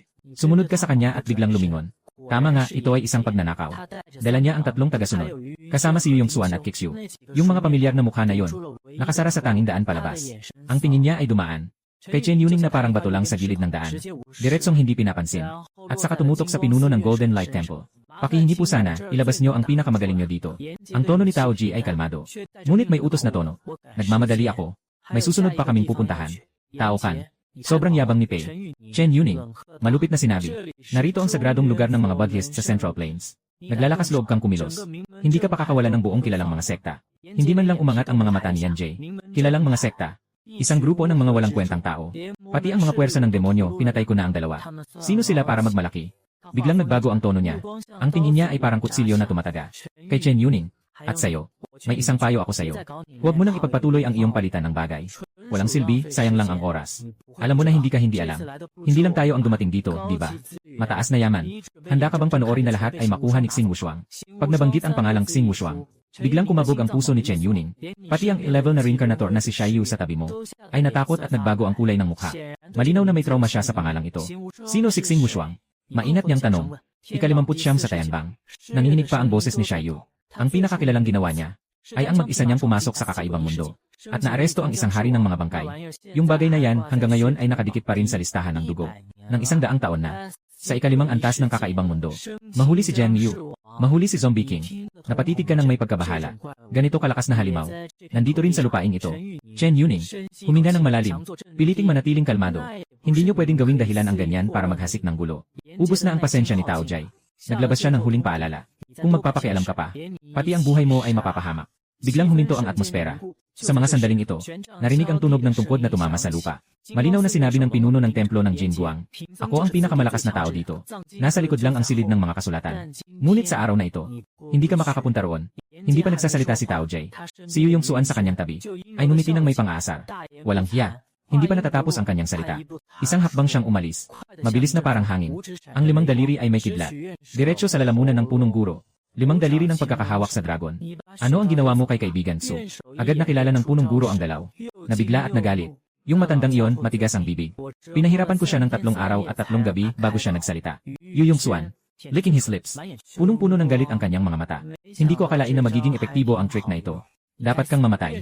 Punong-puno ng sama ng loob ang pinuno ng korte. Sumabog ang ki mula sa kanyang katawan. Biglang nag-crack ang lupa. Napaatras si Yu Yongsuan ng ilang hakbang dahil sa pagyani. Nagising si Yan Jaime. Malinaw na mas matatag ang pinuno ng paaralan kaysa sa inaasahan niya. Nasaan si Lohan? Isang galit na sigaw mula sa pinuno ng paaralan. Puno ng digmaan ang kanyang damdamin. Sa isang kisap mata, ang buong Jinguang Temple ay nagningning ng gintong liwanag. Nagsimula ang malaking depensa ng bundok. Isa-isa nilang nagbubuntong hininga at galit na mga disipulo ng Han ay sumugod mula sa iba't ibang panig. Si Jie, ang isa pang tauhan sa ilalim ni Jian, si Ding Xiu, humuhuni ng malakas. Nagsimula siyang magbago ang anyo. Ang buong katawan niya ay napalibutan ng itim na kaliskis na matibay na parang bakal. Diretsong sumugod sa loob ng hukbo ni Lohan. Agad na sumigaw ng malakas na daing. Ang mga atake ng mga arhat ay tumama sa kanya. Hindi man lang siya nakapag-iwan ng marka. Sa halip, siya ay tinamaan ng isang suntok na nagwasak ng kanyang ki. At siya ay dumugo mula sa bibig. Samantala, muling nakipaglaban si Yu Yongsuan sa pinuno ng akademya na naglalabas ng ki. Ang alikabok at mga bato ay naglalabasan sa plaza. Sandali lang. Kapag natalo ang Jinguang Temple, tatakbo na kayo. Huwag mag-atubili. Chen Yuning, tumingin ng matatag kay Jian Jai na hindi kumikibo. Binaba ang boses at sinabi sa'yo. Naiintindihan mo. Ito ang tanging pagpipilian. 5 antas ng mga malalakas sa 4 na ranggo. Tanging si Chen Yuning lamang. Walang pag-asa. Ngunit nakatitig ka lang habang pinapatay ang mga mongheng lumalaban para protektahan ang kanilang tahanan. Hinawakan mo ang iyong kamao. Pumasok sa isip mo ang bagong nakuha mong 5 antas na lihim. Dahong Zulong Zai. Maaari agad. Ang pakiramdam ng kawalang lakas ay sumiklab sa puso. Sa ganitong mabilis na nagbabagong larangan ng digmaan, paano mo matututuhan ang ganitong lihim sa loob ng ilang segundo? Kahit na natutunan mo na, talaga bang makakalaban nito ang mga malalakas sa listahan? Paano mo gagawin? Ano ang dapat mong gawin? Sa sandaling ikaw ay nag-aalala. Si Chen Yuning ay kumilos na. At sa sandaling kumilos si Chen Yuning, ang mga mata ni Yan Jai ay sumiklab ng itim na kidlat. Boom! Biglang nagbago ang kulay ng langit. Mabigat na ulap. Isang nakakatakot na presyon ang sumiklab mula kay Yan Jai bilang sentro. Isang malaking itim na bagyong kulog ang nabuo sa kanyang ulo. Sabi ko na, nakikialam ka. Kaya't papatayin ko kayo. Ang kanyang malamig na boses ay tila nagmumula sa kailaliman. Nakita ng pinuno ng korte ang nakasisindak na tanawin. Nanginig ang kanyang isip. Anong napakagandang kapangyarihan ito? Chen Yuning. Ngunit walang takot. Lumilitaw sa kanyang mga mata ang balangkas ng isang napakalaking punong kahoy. Noong maraming taon na ang nakalipas. Sa Dixing, Sa paligsahan ng mga mahuhusay na mandirigma, nagtabla kayo. Hindi siya kailanman natatakot. Sa pag-ikot ng kamatayan, siya'y humiling ng mahina. Biglang nagbago ang kanyang itim na buhok naging berde na mga vines. Walang katapusang lumalago. Parang dambuhalang ahas na nakapalibot sa pambansang sakuna, sumasalakay. Sa kabilang banda, ang huling piraso ng kalaban ay kumilos na rin. Walang pag-aatubiling sumugod sa iyo at kina Xiaoyu at sa kanilang tatlo, I-class. Ang Golden Light Temple ay ganap nang naging isang impyerno sa mundo. Mahal na ginang, magtakbong ka na. Huwag kang mawalan ng buhay dito. Ang pinuno ng templo ay unti-unting natalo sa matinding atake ni Yu Yongxuan. Dumudugo ang kanyang bibig. Nagmamadaling sumigaw sa inyo. Nakatingin ka habang isa-isa ang mga arhat ay bumabagsak. Ang kidlat sa itaas ay tila anumang oras ay kayang gibain ang buong templo. Habang iniiwasan mo ang mga atake, nagmamadali kang umunawa ng dakilang liwanag ng dragon. Pinagmumulan ng kapangyarihan. Na walang anyo ay nagiging may anyo. Wala akong tunay na ki. Ngunit magagamit ko ang aking level na lakas ng dugo upang itulak ito. Kahit na ito'y may 3 o 4% lamang ng kapangyarihan. Pero, saan ba talaga ang mga aku point na ito? Nagmamadali ka at pawis na pawis. Habang hinahabol ka ng mga reinkarnator, nagagawa mo pang mag-isip at umunawa ng mga teknik. Hindi mo pa nga napapansin kung gaano kakahanga-hanga ang iyong talento. May narinig na malalim na daing mula sa unahan. Sa wakas, hindi na kayanan ng Golden Light Temple. Napaalis ni Yu Yongxuan ng isang sipa. Nahulog sa lupa, humihingal. Nagsisilabas ang tunay na enerhiya. Maliit na baldado. Bigyan pa kita ng ilang dekada. Hindi ko pa rin sigurado kung kaya kitang talunin. Sumuka si Yu Yongxuan ng dugo. Nakita niyang may kasamang 2 pira-pirasong ngipin. Nagtaka siya sandali. At bigla siyang nagalit. Lalong tumindi ang kanyang pagnanais na pumatay. Muli siyang sumugod. Nakita ni Chen Yuning ito. Isang malaking baging ang biglang umikot. Matinding tumama sa likod ni Yu Yongxuan. Si Yu Yongxuan, dugo ang sumabog sa 7 kalampakan. Makipaglaban ka sa akin. Naghahanap ka pa ng ibang bagay. Yan Jai. Isang boses na parang multo ang umuugong sa iyong tainga. Hindi mo alam kung kailan siya lumitaw sa harap ni Chen Yunyang. Ang kamay ng kidlat ay malupit na tumama sa kanya. Chen Yunyang, napatumba hanggang sa ilang hakbang pabalik. Biglang naging maputla ang mukha niya. Napailing siya ng walang magawa. Matagal nang hindi na kayanin na Xiaoyu at ang iba pa. Nang marinig ang utos, masaklap na tiningnan ni Michiro si Luohan na patuloy pa ring nakikipaglaban. Naghahanda ng umalis. Maghintay pa muna. Parang malapit na akong magtagumpay. Hindi ka pa rin sikat. Pakiramdam ko'y pumasok na ako sa isang misteryosong kalagayan. Takas. Makakatakas ba kayo? Nagniningning ang malamlam na mata ni Yan Jai. Kung hindi siya gagalaw, ayos lang. Gumalaw na siya. Huwag mag-iwan ng buhay. Pagsabog ng kidlat. Boom! Si Tujai ay naging kidlat. Nagsagawa ng mas mabangis na atake kay Chen Yuning. Chen Yuning, nakangalit na nakagat ang labi. Ngunit ang ika-4 na alagad ni Jai ay mahigpit na nakadikit kay Xiaoyu at sa kanila. Ang mga dugong pulang pangil ay tila sisira sa kanilang depensa. Sayang. Dapat sana ay makapag-enjoy pa. Tumingin siya. Wala nang awa sa mga mata ni Xiaoyu. Ngunit sa susunod na sandali, isang di maipaliwanag na takot ang nagdulot sa kanya ng balahibong nakatayo. Nakita niya ikaw. Si Shen Zheyu ay humakbang. Sa isang pagkalito, parang nakita niya sa likod mo. Ang isang malamig na nag-iisang mata ng isang ligaw na higanting dragon. Ang malaking dragon ng disyerto ay nagwawasiwa sa kalangitan. Tama sa kanyang mukha. Ang buong templo ng araw. Parang umuugong ng isang di nakikitang pag-ungol ng dragon. Yung kapangyarihan ay nagpagulat sa lahat ng naroroon. Lahat ay napaatras sa takot at paghanga. Nauntog ang larangan ni Tao Jai ng isang butas. Ang itim na kaliskis ni Ding Xiu ay naputol ng malakas na alon. Natatakot sina Xiaoyu at ang iba pa na manatili sa lugar. Mas lalo pang natakot si Chen Yuning. Nang hihintay ng walang malay sa iyong tingin. Sa oras na ito, ikaw. Hininga ay hindi pantay. Buong katawan ay nanghihina. Malalim na humihinga ng malakas. At nasa harap mo, yung kalaban na may lakas. Lahat ng depensa ay nasira. Kalahati ng katawan ay pumuputok. Nakatingin ng walang malay. Dahan-dahang bumagsak. Ang katahimikan sa labanan ay tila kamatayan. Nakatigil ang ekspresyon ni Yan Jai. Biglang huminto ang paghina ni Yu Yongxuan at Ding Xiu. Nakahiga sa lupa ang pinuno ng korte. Punong-puno ng hindi makapaniwala. Nakilala niya ito. Ito ang unang anyo ng liwanag ng dako ng digmaan. Hindi pa nahahawakan ang bituin. Ngunit mayroon na itong anyo. Ang babaeng ito ay talagang isang henyo sa martial arts. Ang punong guro ay napasigaw sa gulat. Habang ang lahat ay natigilan sa iyong isang daliri. Isang malamig na tinig ng babae ang umabot mula sa tuktok ng silid. Kung nais mong malaman kung nasaan ang dakilang liwanag ng dragon, maaari kong bigyan ka ng sagot. Biglang tumingin si Bao. Hindi alam kung kailan. Isang babae na nakasuot ng asul na damit ang tahimik na nakatayo sa ilalim ng bubong. Matinding nakatitig sa kanya si Yan Jai. Malinaw na naramdaman din ang matinding panganib. Sino ka? Pinuno ng sanggunian ng muling pagkabuhay. Pangunahing disipulo. Jiang Qingwu. Tinitignan niya si Yan Jai mula sa itaas. Na may malamig na tingin. Parang tinitingnan ang isang langgam. Alam mo ba kung nasaan ang dakilang liwanag ng dako? Tanong ni Tao Jai. Dahan-dahang itinaas ni Jiang Qingwu ang kanyang kamay. Lumabas ang isang hintuturo. Ito na nga. Siya ay bahagyang ngumiti. Sa sandaling bumagsak ang hintuturo. Parang naubos ang buong mundo. Isang malakas na buhawi ang sumalanta. Sa itaas ng kalangitan, nagtipon ang isang higanting anyo ng dragon na kasing taas ng 10 talampakan. Ang kapangyarihan ng dragon ay napakalakas. Ang sigaw ng dragon ay umabot sa kalangitan. Isang sigaw ng dragon lamang. Si Yan Jai ay biglang nayanig. May takot sa kanyang mukha. Hindi pa siya nakapag-react. Ang napakalakas na puwersa ay bumuhos mula sa langit. Agad nitong winasak ang kanyang Thunder Domain. Boss, tulungan mo ako. Uma Yongsuan at Ding Xiu ay naglabas ng malakas na sigaw.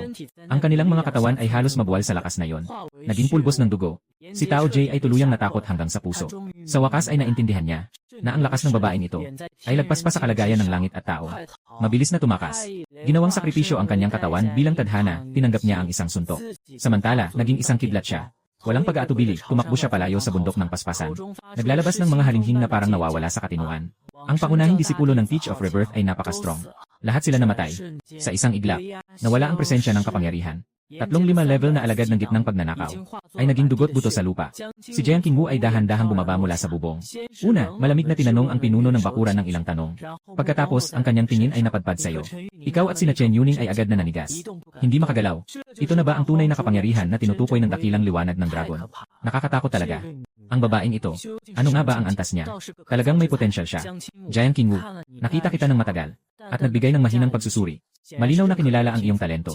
Susunod, kumuha siya ng 2 scroll ng pintura. Kilalang kilala niyo ba ang mga bagay na ito?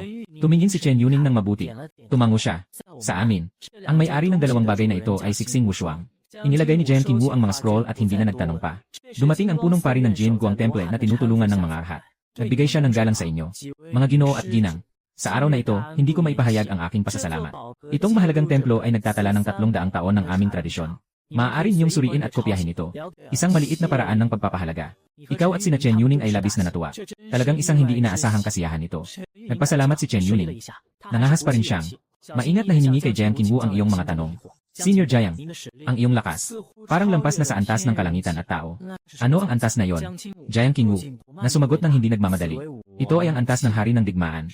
Nanilikha ng guro matapos niyang makamit ang ganap na pagkakaunawa sa langit at tao. At lumabas upang lumikha ng mga batas. Sa lalong madaling panahon ay ipapahayag ito sa Central Plains. Antas ng hari ng digmaan. Tumingin kayong lahat sa isa't isa. Nagdulot ito ng malakas na alon sa puso ko. Pagkalipas ng 3 araw, sa dinastyang Yanwang. Samantala, yung pangalan na narinig niyo lang kanina ni na Chen Yuning. Nakatayo Sixing Wushuang sa loob ng mahigpit na lugar sa likod ng bundok ng Yanwang. Sa harap niya, nakaupo si Yan Jinyan, ang tiyuhin ng emperador ng Yanwang, nakayuko. Maputla ang mukha. May bakas ng dugo sa dulo ng iyong labi. Talo na ako. Itinapon ni Yan Jinyan ang isang antigong aklat na nagsusulat tungkol sa Imperial Strategist sa harap ni Xing Wushuang. Hindi kita pinatay. Dahil sa kapakanan ng milyon-milyong mamamayan ng Yanwang Chao. Inilagay ni Xing Wushuang ang antigong aklat, kalmado ang tono. Ngayon, tanungin kita, naiintindihan mo ba? Humawak siya ng isang listahan. Nasaan ang pinuno ng kahalagahan ng mga buto? Maaaring patay na siya. Maaaring nakatakas din siya. Sagot ng tapat si Yan Jinyan. 10 taon na ang nakalipas. Pinatay niya ang leader ng Wansheng. 2 disipulo niya ay inatake ng 100,000 tagasunod ng Wansheng. Nawasak ang Gate of Bones sa isang gabi. 10 taon siyang nagpatotoo. Walang balita mula kay Xiang. Siya na naman ang guro ng Rebirth. Sixing Wushuang ay kasama si Wuli. Isang batang lalaki na may dalang malaking sniper ang umisi. Malakas ba talaga ang guro ng Rebirth na ito? Hindi naman masyado. Nagniningning ang mga mata ni Yan Jinyan. Masyadong mababa ang ranggo. Nangunguna sa mundo. Ngumiti ang binata. Walang kalaban na hindi kayang lutasin ng isang bala mula sa baret. Kung mayroon man, 2 bala na lang. Kung ikukumpara kay Wang Xianran, ang pinuno ng tamang landas. Sino ang mas malakas? Sino ang mas mahina? Biglang tanong ni Xing Wushuang. Lahat sinasabi na siya ang numero 1 sa mundo. Kailangan pa bang itanong? Inilagay ni Xing Wushuang sa listahan. Nakangiti ng kalmado. Ipapakita ko sa aksyon. Ang pagiging numero 1 sa mundo ay hangganan lang ng inyong Zongyuan. Hindi ito sa akin. Handa na siyang umalis kasama ang grupo. Isang kawan na responsable sa investigasyon ang mabilis na dumating. Kuya Xing, malaking problema ito. 3 tao mula sa Tianbang ang namatay, kabilang ang mga reinkarnator. Napahinto si Xing Wushuang sa hakbang niya. Ito ay isang pakikialam ni Tujai. 2 araw na ang nakalipas sa Jin Guangxi. Tinalo ng isang babaeng tinatawag na Jiang Qingwu ang buong koponan. Si Yanjai ay nakatakas mag-isa. Mukhang nababaliw pa siya. Sino si Jiang Qingwu? Ang pangunahing disipulo ng Panginoon ng Wangsheng. Naguluhan ang buong koponan. Isang pangunahing disipulo lang ang kayang talunin ang koponan ni Yanjai. Gaano kaya kalakas ang guro niya? Mabigat ang tono ni Xing Wushuang. Simulan natin sa mga tala ng dinastyang yan. Nakahanda na ang scout na tumanggap ng utos. Bigla, sa harap ng lahat ng mga muling isisilang, lumitaw ang isang linya ng gintong teksto. Mangyaring mag-ingat.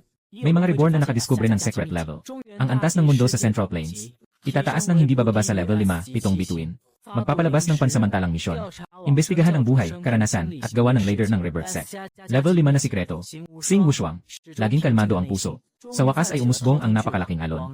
Guro ng muling pagkabuhay. Ang pangalang ito ay unang nagdulot sa kanya ng tunay na banta. Napakalapit ng aklatan sa kamatayan. Hawak ni Xing Wushuang ang aklat ng kasaysayan ng dinastyang yan, na hindi mapigilang nanginginig. Ang tinig ng scout ay may dalang hindi mapigilang panginginig. Bawat salita ay tumama sa mga tainga ng lahat ng naroroon na mga tagapagbalik. Pangulo ng muling pagkabuhay. Tunay na pangalan, Ning Shisan. 5 taong gulang, nakabasa ng 4 na aklat at 5 klasikong akda. 3 buwan sa martial arts, nakamit ang ganap na pagsasanay sa katawan. Lahat ng 18 uri ng sining ng pakikidigma ay natutunan. 6 na taong gulang, nanood ng paghinga ng espiritu ng pagong. 3 araw, nag-imbento ng sariling teknik na paghinga ng pagong. Dinala at pinalago ng guro ng mga namayapang tao. Nagsimula sa laban ng mga henyo sa edad na 8. Sa antas ng guro, tinalo ang mahigit sa 100 henyo mula sa 3 relihiyon, 9 na sekta, at 16 na bansa. Isang laban, naging Diyos.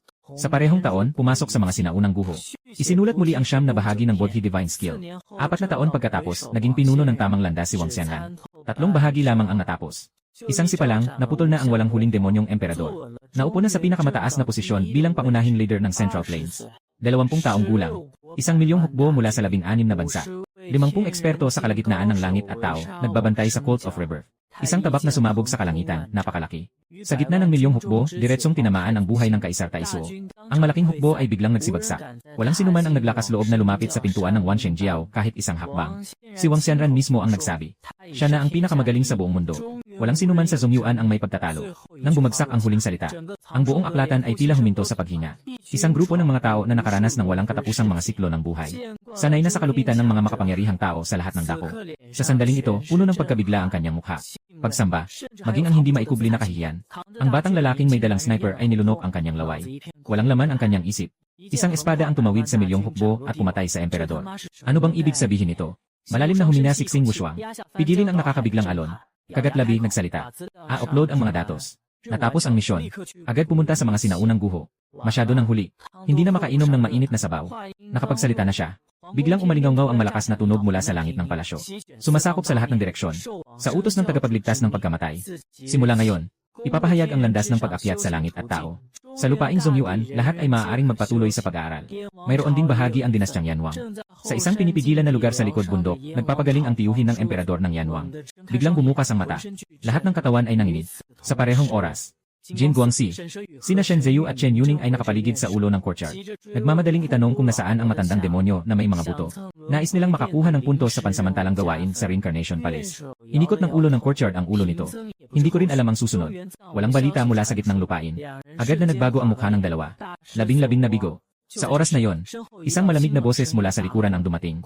Patay na ang matandang demonyo ng mga buto. Biglang lumingon ang ilan. Ito ang aral ng paglipat sa ibang mundo ni Jiang Qingwu. May dala siyang di matanggal na puot sa kanyang mga mata. Pinatay siya ng kanyang guro sa sariling kamay. Pinaslang at pinulbos. Nakamukha ng gulat ang pinuno ng akademya. Agad na yumuko sina Shen Zheyu at nagmamadaling nagsusulat. Ipinagpag ni Jiang Qingwu ang isang makapal na bamboo scroll. Ito ay ang buong landas ng pagsasanay sa Wang Realm. Isang pangungusap. Tahimik ang buong lugar. Ang pangulo ng pamilya ay nanginginig buong katawan. Ang kanyang boses ay parang sumabog. Guro, tunay bang nais ng guro na ipasa ang pamamaraan ng pagsasanay na ito sa Jinguang Temple? Hindi lang sa Jinguang Temple. Si Jiang Qingwu ay may tono ng pagkainip. Ang guro ay nagpadala na ng mga bihasang tao mula sa sekta upang ipakalat ang batas na ito sa lahat ng puwersa sa Zongyuan. Agad na namula ang mga mata ng pinuno ng akademya. Hawak ang bamboo stick, paulit-ulit na binabasa. Ang leader ay may dakilang layunin. May dakilang layunin niya. Ang mga mata ni na Shen Zheyu ay nagliliyab sa init. Lumapit at nagtanong ng nagmamadali. Maaari ba kaming makakuha ng isa? Maaari naming dalhin ito pauwi. Para sa mga nais na magsimula muli sa kanilang pagsasanay. Nagmumukhang nag-aalala si Jiang Qingwu. Iba ang sistema ng inyong pagsasanay kumpara sa Central Plains. Paano kayo mag-aaral? Hindi na naghintay ang dalawa na muling humiling. Nagbago ang tono niya. Ngunit, maaari ko kayong dalhin sa sangha para humiling ng pahintulot mula sa guro. Agad na lumaki ang mga mata ni na Shen Zheyu. Halos tumalon sila sa saya. Napakalaking pagkakataon ito. Parang dumating na lang bigla. At sa sandaling ito, ang sanggunian ng muling pagkabuhay. Sa atik ng 3,000 mga dalagang tuktok. Ikaw, Ning Qingsuan, na tinatawag nilang guro ng muling pagkabuhay, ay kasalukuyang pinipisil ang malamig na takip ng tsaa. Habang nakikinig sa ulat ng super na nakaluhod. Guro, 3 araw. Walang 800 na tagasunod ang naipakalat na ang pamamaraan ng pagsasanay ng Wang ng Wushu sa 6 na pangunahing sekta sa gitnang lupain. Ang natitirang mga malalayong puwersa ay maaaring ganap na masakop sa loob ng 7 araw. Walang sinuman ang tumanggi. Walang sinuman ang naglakas loob na magtanong sa katotohanan ng pamamaraan. Tumingin ka. Walang pagbabago sa iyong tinig. Mga dayuhang tagapag-ikot. Anong nangyayari? Yung pinakamalakas, si Xing Wushuang, ay nawala na ng maraming araw. Ang iba ay huminto na sa pagpatay. Lahat sila ay parang nababaliw na naghahanap sa iyo. Ikaw ay may bahagyang nakakunot na noo. Palasyo ng ikot. Nabilang na ako sa listahan ng mga papatayin. Kasunod nito, muling nagdagdag siguro ng isang pahayag. At saka pa, si Jayang Panginoon, magmadali kang umuwi sa paaralan. Dinala niya ang ilang mga dayuhang tagadala. Isa sa kanila, naintindihan ng iyong dakilang liwanag na Dragon Finger. Ang Panginoon ng Jayang gusto kang makita. Kung ikaw ay karapat-dapat, tumango ka. Ang taong dala ni Light Dance. Ipapasa dito, walang masama. Sumunod ang gwardiya. Bumalik sa katahimikan ng loft. Tumayo ka at tumingin sa malalayong kapatagan sa labas ng bundok. May bahagyang pag-aalala sa pagitan ng mga kilay na halos di na nakikita. At may 75 taon pa. Ang pinakamalaking problema sa Central Plains, hindi kailanman ang mga taong paulit-ulit na ito, kundi ang nakatagong napakalaking lihim sa mga sinaunang relics. Noong pumasok ka sa sinaunang relics, mula sa pagbukas mo ng Body Spirit Powers Tele at nakita ang katotohanan, nangako ka, upang gawing isang lugar na hindi matitinag ng sinuman ang lupain ng Central Plains, na walang sinumang pwedeng manakot. Ngayon, salamat sa iyong nilikhang kasanayan, Jiang Qingwu. Matatapos mo ang pagkakakulong ng langit at tao at makakapasok sa antas ng Martial King. Sa landas na ito, binubulong mo ng tahimik, na may kumpiyansa at hindi mapapasubalian. Sa isang araw, ako ay tiyak na gagawin na ang gitnang lupa, ay puno ng mga makapangyarihan tulad ng aso. Ang mga hari ng digmaan ay naglalakad saan man. Bago pa man magsalita, ikaw ay nagliliwanag na sumisilaw sa labas ng pinto ng bundok. Biglang napapalingon ang mga mata mo. Si Jiang Qingwu ay lumilipad sa ere, kasama ang mga taong sumusunod sa kanya. May isang mukha na nakaukit sa buto mo, na nakaharap sa iyo ng higit 10 taon. Shen Zheyu, biglang bumilis ang tibok ng puso mo. Nagulo ang paghinga mo. Paano siya nandito? Hindi ba dapat siya ay nasa Jiangnan para asikasuhin ang mga pangkaraniwang gawain ng mga reinkarnator? Bakit siya kasama ng isang grupo ng mga 5 elite level na reinkarnator? Pumasok kayo sa mundong ito ng siklo. Mga bundok ay hindi. Si Chen Yuning ang unang yumuko, at malakas na sigaw. Ako si Chen Yuning, isang nakababata. Nanghihingi ng pakikipagkita kay ang Panginoon ng paglisan. Sumunod si Shen Zheyu at yumuko rin. Ang kanyang boses ay puno ng di mapigilang kaba. Bata si Shen Zheyu. Humihilig na makipagkita sa dakilang guro ng namatay. Sa tuktok ng 3,000 babae, tahimik ka ng ilang segundo. Ang makapangyarihang enerhiya ay bumabalot sa tinig ng langit, na matatag na bumagsak. Bakit kayo narito? Malalim na humina si Chen Yunyang. Itaas ang boses. Narinig ng nakababatang henerasyon na ang guro ay nagdadala ng aral sa buong mundo. Pangkalahatang benepisyo para sa lahat. Ngayon ay espesyal na dumating. Upang humiling sa guro ng kumpletong landas ng pagsasanay ng Wang na mandirigma. Agad na lumapit si Jiang Qingwu at yumuko. Guro, ang mga dalagang ito ay may magandang kakayahan. Mas lalo pang nakakonekta si Jai Mei sa aking relihiyon ng pagkabuhay. Nakuha na niya ang pangunahing pagkaintindi sa dakilang daan ng kandila at dragon. Noong nasa Golden Light Temple pa tayo. Kung hindi sila tumulong, malamang nawala ng buhay ang leader ng aming lugar. Nabigla ang puso mo. Natuto ang asawa ko ng mahikal na kasanayan na akin ang likha. Sa susunod na sandali, diretsong magsalita.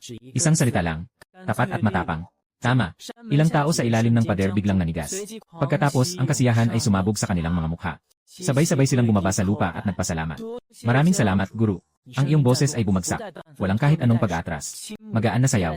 Dalhin sila sa daan ng pagsusuri. Samantala, sa daan ng pagsusuri, si Shen Zheyu at Chen Yuning ay abala sa pagsusulat. Nagsusulat ng kumpletong teknik ng Wang Jing. Hindi siya tumigil sa pagsasalita.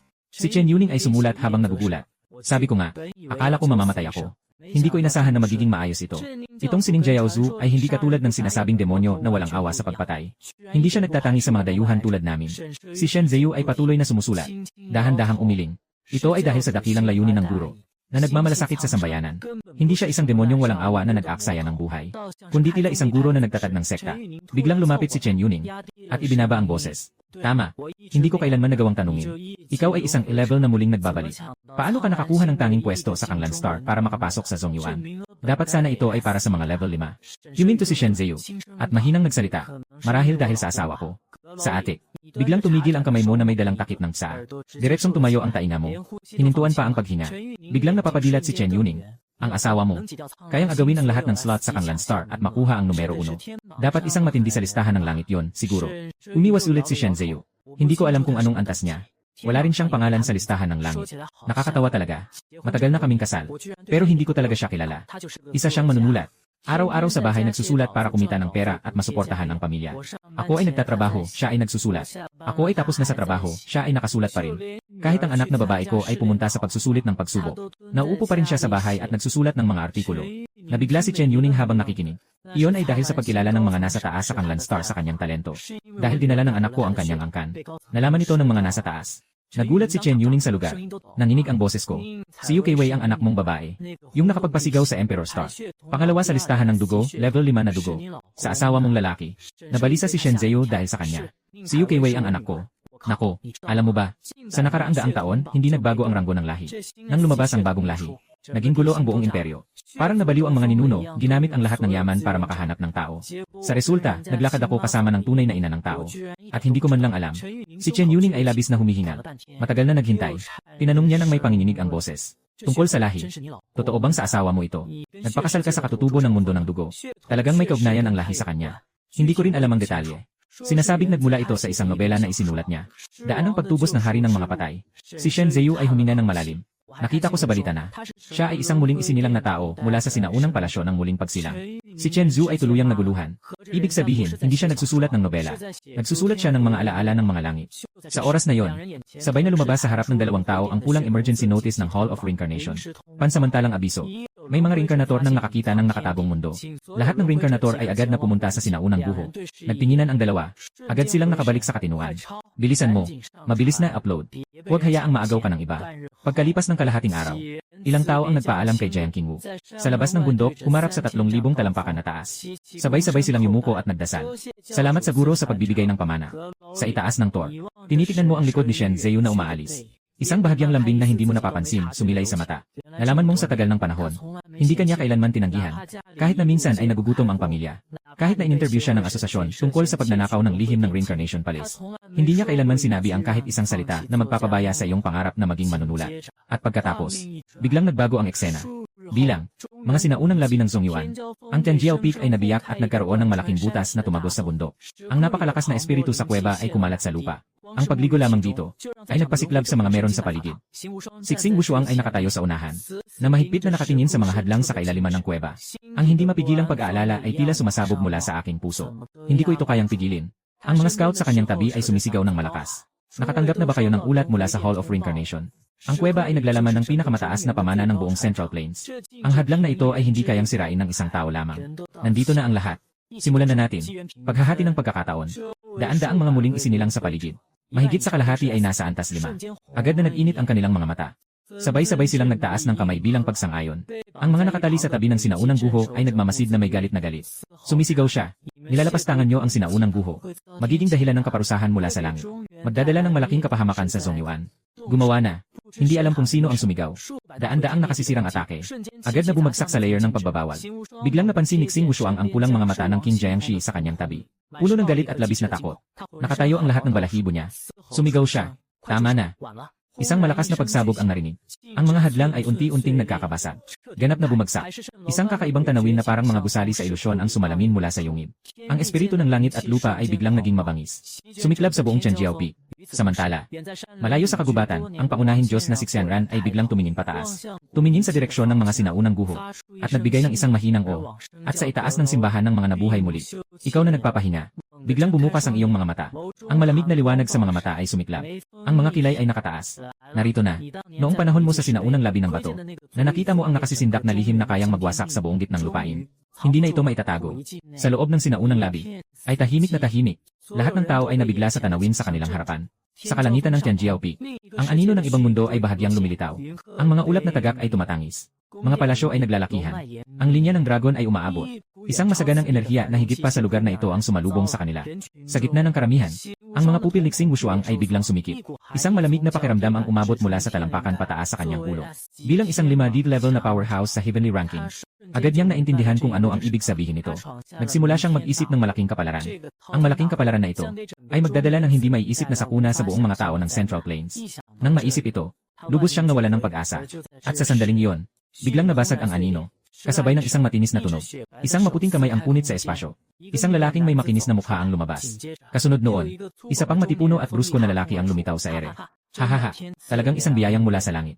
Matakaw na tinitigan ni Feng Li ang mga tagapaglakbay ng reinkarnasyon na naroroon. Parang tupa na naghihintay na katayin. Dalhin ang mga taong ito pabalik para magmina. Hindi ba't napakasarap? Pagkatapos niyang magsalita, agad siyang kumilos. Tumakbo ka. May isang tao sa crowd ang biglang sumigaw. Biglang nagkagulo at nagtakbuhan. Pero si Xing Wushuang hindi kumilos. Ang kanyang mga mata ay puno ng dugo. Matigas na nakatitig sa dalawang tao. Nagsimula ang lahat dahil sa akin. Hindi ako pwedeng umalis. Sabi na niya. Ang buong katawan niya ay nagliliyab ng napakalakas na apoy. Ang hari ng mga bangkay sa paligid ay umuungol din. Matapang siyang sumugod ng walang takot sa kamatayan. Ang kanyang ipinagmamalaking dangal sa loob. Hindi siya papayag na magkamali siya ng malaki. At magtago sa takot. Para lang mamatay na lang siya. Ang lalaking may mukha ng jade ay madali ang nakikipaglaban sa hari ng mga bangkay. Sa kabilang banda, Si Feng Li ay itinaas ang kamay at pinigilan ang grupo ni Xing Wushuang. Nang harapin si Xing Wushuang mismo, doon lang siya bahagyang nagpakita ng seryosong ekspresyon. Ngunit saglit lang, bang, isang palo ang pinakawalan. Ang matinding apoy ni Xing Wushuang ay direktang sumabog. Ang buong katawan niya ay sumabog sa dugo habang bumagsak. Alam mo ba ang pagitan ng kalagayan ng tao at ng kalagayan ng pagbabago? Ang ekspresyon ni Feng Li ay malamig. Parang nakatingin lang sa isang insekto. Ang eksenang ito ay nagdulot ng matinding gulat kina Shen Zheyu at Chen Yuning na nanonood mula sa malayo.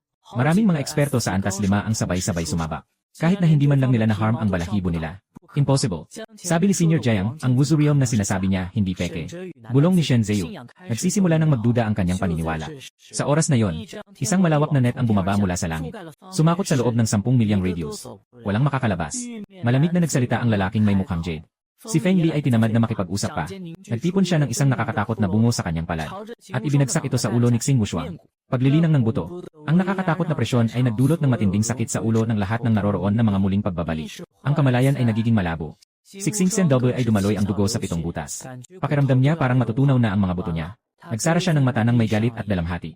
Pero sa sandaling nasa bingit na siya ng kamatayan, isang itim na kidlat ang bumagsak sa ulo ng kalansay. Nabawasan ng ilan sa kanyang lakas. Ito ay isang pag-agaw. Mga gago kayo lahat ba? 905 na antas na nagtutulungan. Natatakot pa ba sa dalawang tao ito? Si Yanjay ay nagalit at umuungal. Ang salitang ito ay parang isang pampasiglang iniksyon. Agad na nagpasiklab ng tapang sa lahat. Patayin. Sa ilalim ng matinding sitwasyon, hindi na tumakas ang lahat. Parang nababaliw na bumalik siya. Talagang naghahanap ng kapahamakan. Ganap na naiinis si Feng Li. Isang napakalakas na puwersa ang sumabog mula sa kanyang katawan. Sa itaas ng kalangitan, isang higanting kamay ng libu-libong babae ang biglang nabuo. At bumagsak ng malakas sa lahat ng tao sa ibaba. Dumating ang presyon. Ang lupa ay nag-crack. Si Yanjay at Xing Wushuang ay agad na naipit sa lupa. Ang iba pang mga reincarnators ay hindi na nakapag-ingay. Sa ere, sila ay naging mga ulap ng dugo. Nagsimula nang maging malabo ang isip ni Shen Zheyu. Parang nakita niya si Lao Dianzhan. Nakita niya si Ning Keiwei. Nakita niya ang iyong inosenteng mukha. Mamamatay na ba siya? Bigla, ang buong presyon ay nawala. Bigla siyang tumingin pataas. Nakita niyang ang mga kamay ng libu-libong babae ay nagkakawatak-watak. Ang mga bitag ng langit at lupa ay naging mga bituin sa kalangitan. Sa malayo, isang itim na karwahe ang bumabagtas sa kalangitan. Ang tunog ng mga wind chime ay malinaw at masigla. Sa paligid ng karwahe, si Jiang Qingwu at ang mga tagapagtanggol sa paligid ay may malalim na presensya. Sa harap, ang 4 na tagapangalaga ay nagwawagayway ng kanilang mga balabal. Sa likod nito, ay ang napakaraming tagasunod ng sekta ng Rebirth, na may malamig na tingin, puno ng put, lahat ng mata, ay nakatuon sa karwahe. Mga tao mula sa itaas, huwag pumasok sa ibaba. Nakalimutan niyo na ang mga alituntunin. Isang tinig mula sa karwahe ang umabot. Tahimik, ngunit may dalang hindi mapapasubalian na otoridad. Ang tinig na ito, ay nagmumula sa iyo, Yu Qingxuan. Tumingin si Feng Li sa ganitong sitwasyon, at may bahagyang ngiti ng pangungutya sa kanyang labi. Mga alituntunin, ang aking katauhan ay maaaring dumating kailanman. Ang tawag sa kalangitan na higit sa tao bilang nakakatawang kaharian ng Wang. Ay kayo, itong grupo ng mga demonyo. May puot sa kanyang mukha. Hindi matanggap na naputol ang kanyang landas sa pagninilay. Nais na makahanap ng ibang daan. Napaka nakakatawa. Habang nakikinig sa kanyang pang-aasar, tahimik ka ng ilang sandali. Lihim ng sinaunang labi. Taong mula sa itaas. Nakalito nito ang iyong ritmo. Kung ganito nga, CJ, muling maririnig ang iyong boses. Tumataas sa buong mundo. Pag-ari ng itaas na mundo ay nagbago. Nang bumaba ang salita, bumukas ang kurtina ng itim na sasakyan dahil sa hangin. Agad na sumunod, may isang daliri kang ipinatong. Isang sinag ng espada ang dumaan. Biglang nagkulay itim ang mundo. Mabilis. Sobrang bilis. Malapit nang lumampas sa mata. Lumampas sa kamalayan. Lumampas sa lahat ng pangunawa sa lakas ng pinagsarhan sa pinakamataas na antas ng transformation. Sa susunod na sandali, naramdaman ni Feng Li na umiikot ang mundo. May mainit na likido na bumasa sa mukha niya. Nilingon niya ng malabo. Nakakita siya ng isang katawan na walang ulo. Tama na nahulog sa lupa. Iyon ay, ang aking katawan. Ang lalaking may magandang mukha sa tabi ay saksi sa lahat ng ito. Isang matinding lamig ang sumugod mula sa aking buntot hanggang sa tuktok ng aking ulo. Natakot na parang namutla. Ang silid ay talagang nasa rurok ng pagbabago. Sa wakas ay naunawaan niya. Yung pinagtatawanan nila, na Wang Wu, hindi lang totoo, kundi higit na mataas kaysa sa tinatawag na Huayuan Jing. Ang buong sinaunang labi, ay tahimik na tahimik. Si Xing Wushuang ay naguguluhan ng isip. At parang nawawala na sa sarili. Kahit anong gawin niya, hindi siya makakasakit ng kahit kaunti sa malakas na kaaway.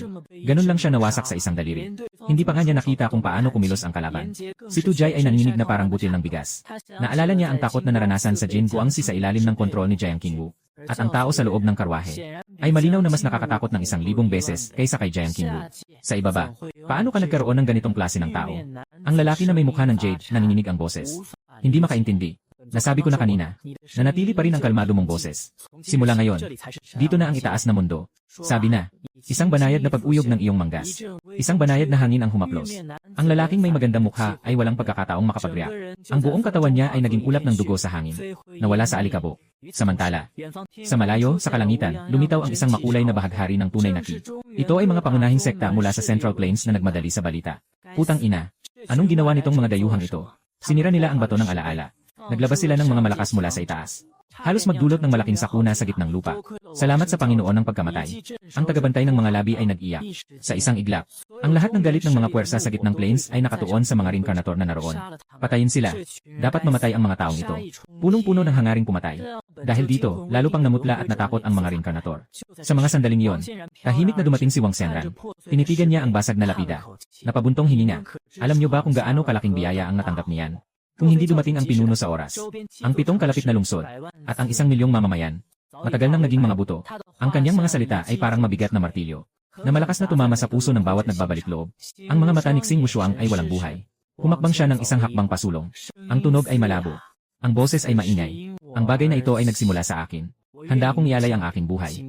Mahal na mga kapatid, pakiangat ang inyong mga kamay. Pakiusap, pakawalan nila sila. Ano bang halaga ng buhay mo? May galit na sigaw ng Panginoon. Lahat kayo, tumahimik. Bigla, isang malakas na sigaw mula kay Jiang Qingwu. Agad na tahimik ang buong lugar. Lahat ng mata. Muling nakatuon sa itim na karwahe. Naghihintay sa iyong huling paghuhusga. Sa wakas nagsalita ka na. Umalis na kayo. Biglang itinaas ni Xing Wushuang ang ulo. Hindi makapaniwala sa narinig niya. May panginginig ang boses.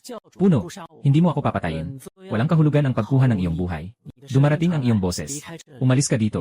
Umalis ka sa Central Plains. Huwag nang bumalik kailanman. Sinasabi ko ito. Para sa lahat. Matapos ang mga salitang ito, bigat ng mga tagapagbalik ay bumagsak ng malakas. May ilan pang ang natumba sa harap mismo. Niyakap ang sarili at umiiyak ng malakas. Si Xing Wushuang ay nakatayo ng nakabigla. Nanghihina ang ilong. Pagsisisi. Pagkakasala sa sarili. Pakiramdam ng pagkakasala. Pasasalamat. Sobrang daming emosyon ang sumiklab sa puso. Isang linya ng mainit na luha ang dumaloy. Siya ay biglang nakatiklop sa lupa. Salamat sa guro sa hindi pagpatay sa akin. Lahat ng mga muling isisilang ay sabay-sabay na lumuhod sa lupa. Tumingala si Shen Zheyu. Saktong tumama ang kanyang tingin kay Jiang Qingwu. Umiti si Jiang Qingwu sa kanya. Bahagyang tumango. Salamat. Puno ng pasasalamat si Shen Zheyu sa kanyang isip. Nakita ang sitwasyong ito. Tumawa ng malakas si Wang Senran. Nakatayo sa harap ni Jiao Yu at Yumuyuko. Ang guro ay may mabuting puso. Ito ay biyaya sa ating gitnang lupain. Ang guro ay makatarungan. Lahat ng puwersa sa gitnang lupain ay sabay-sabay na sumasamba. Ang tinig ay umabot sa kalangitan. Pinyo ng universo. Virtual na plaza. Kumikinang ang liwanag. Isa-isang bumalik ang mga naglalakbay sa muling pagsilang. Tinitignan ang pamilyar na paligid. Marami ang napaluha sa tuwa. Halos hindi na kami nakabalik. Kasalanan namin ito. Hindi rin namin alam kung ano na ang nangyayari sa gitnang lupain. Kung ayos lang kaya ang pinuno ng paglipat buhay. Siyempre, mabait siyang tao. Bola-bola. Gaano kalakas ang guro? Siyang lumikha ng wang ng digma. Isang iglap, napatay ang 2 bihasang mandirigma. Kaya niyang maghari sa ibabang mundo. Tiisin din niya ang itaas na mundo. Maraming tao ang nag-uusap. Nasa mababang emosyon. Itinaas ni Xing Wushuang ang kanyang ulo. At nagsalita sa malaking screen ng virtual na espasyo. Diyosa ng karunungan. Pakisilip ang kalagayan ng Central Plains. Nagsasagawa ng pagsusuri. Ang Central Plains ay kasalukuyang sarado. Walang tiyak na impormasyon kung kailan ito muling magbubukas.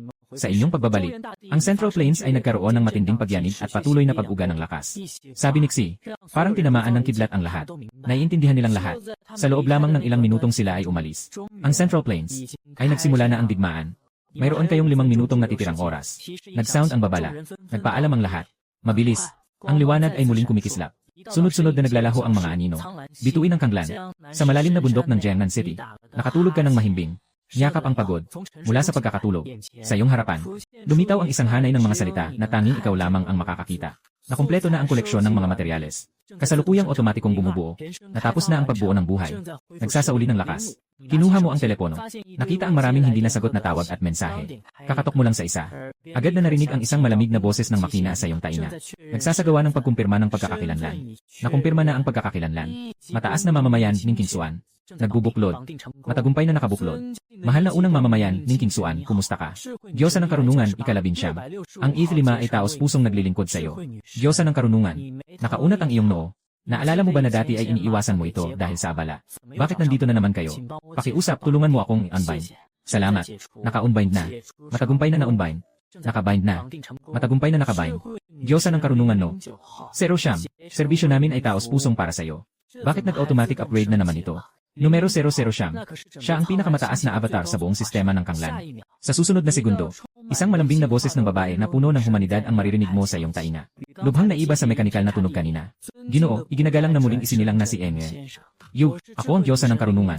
Kung kayo ay may anumang pangangailangan, ako ay buong pusong maglilingkod sa inyo. Una sa lahat, maligayang pagbalik mula sa mga langit. Salamat sa inyong malaking kontribusyon sa universal na alyansa. Pangalawa, ikinalulungkot ko na hindi ko kayo naasikaso sa inyong pagbabalik. Patawarin niyo po ako.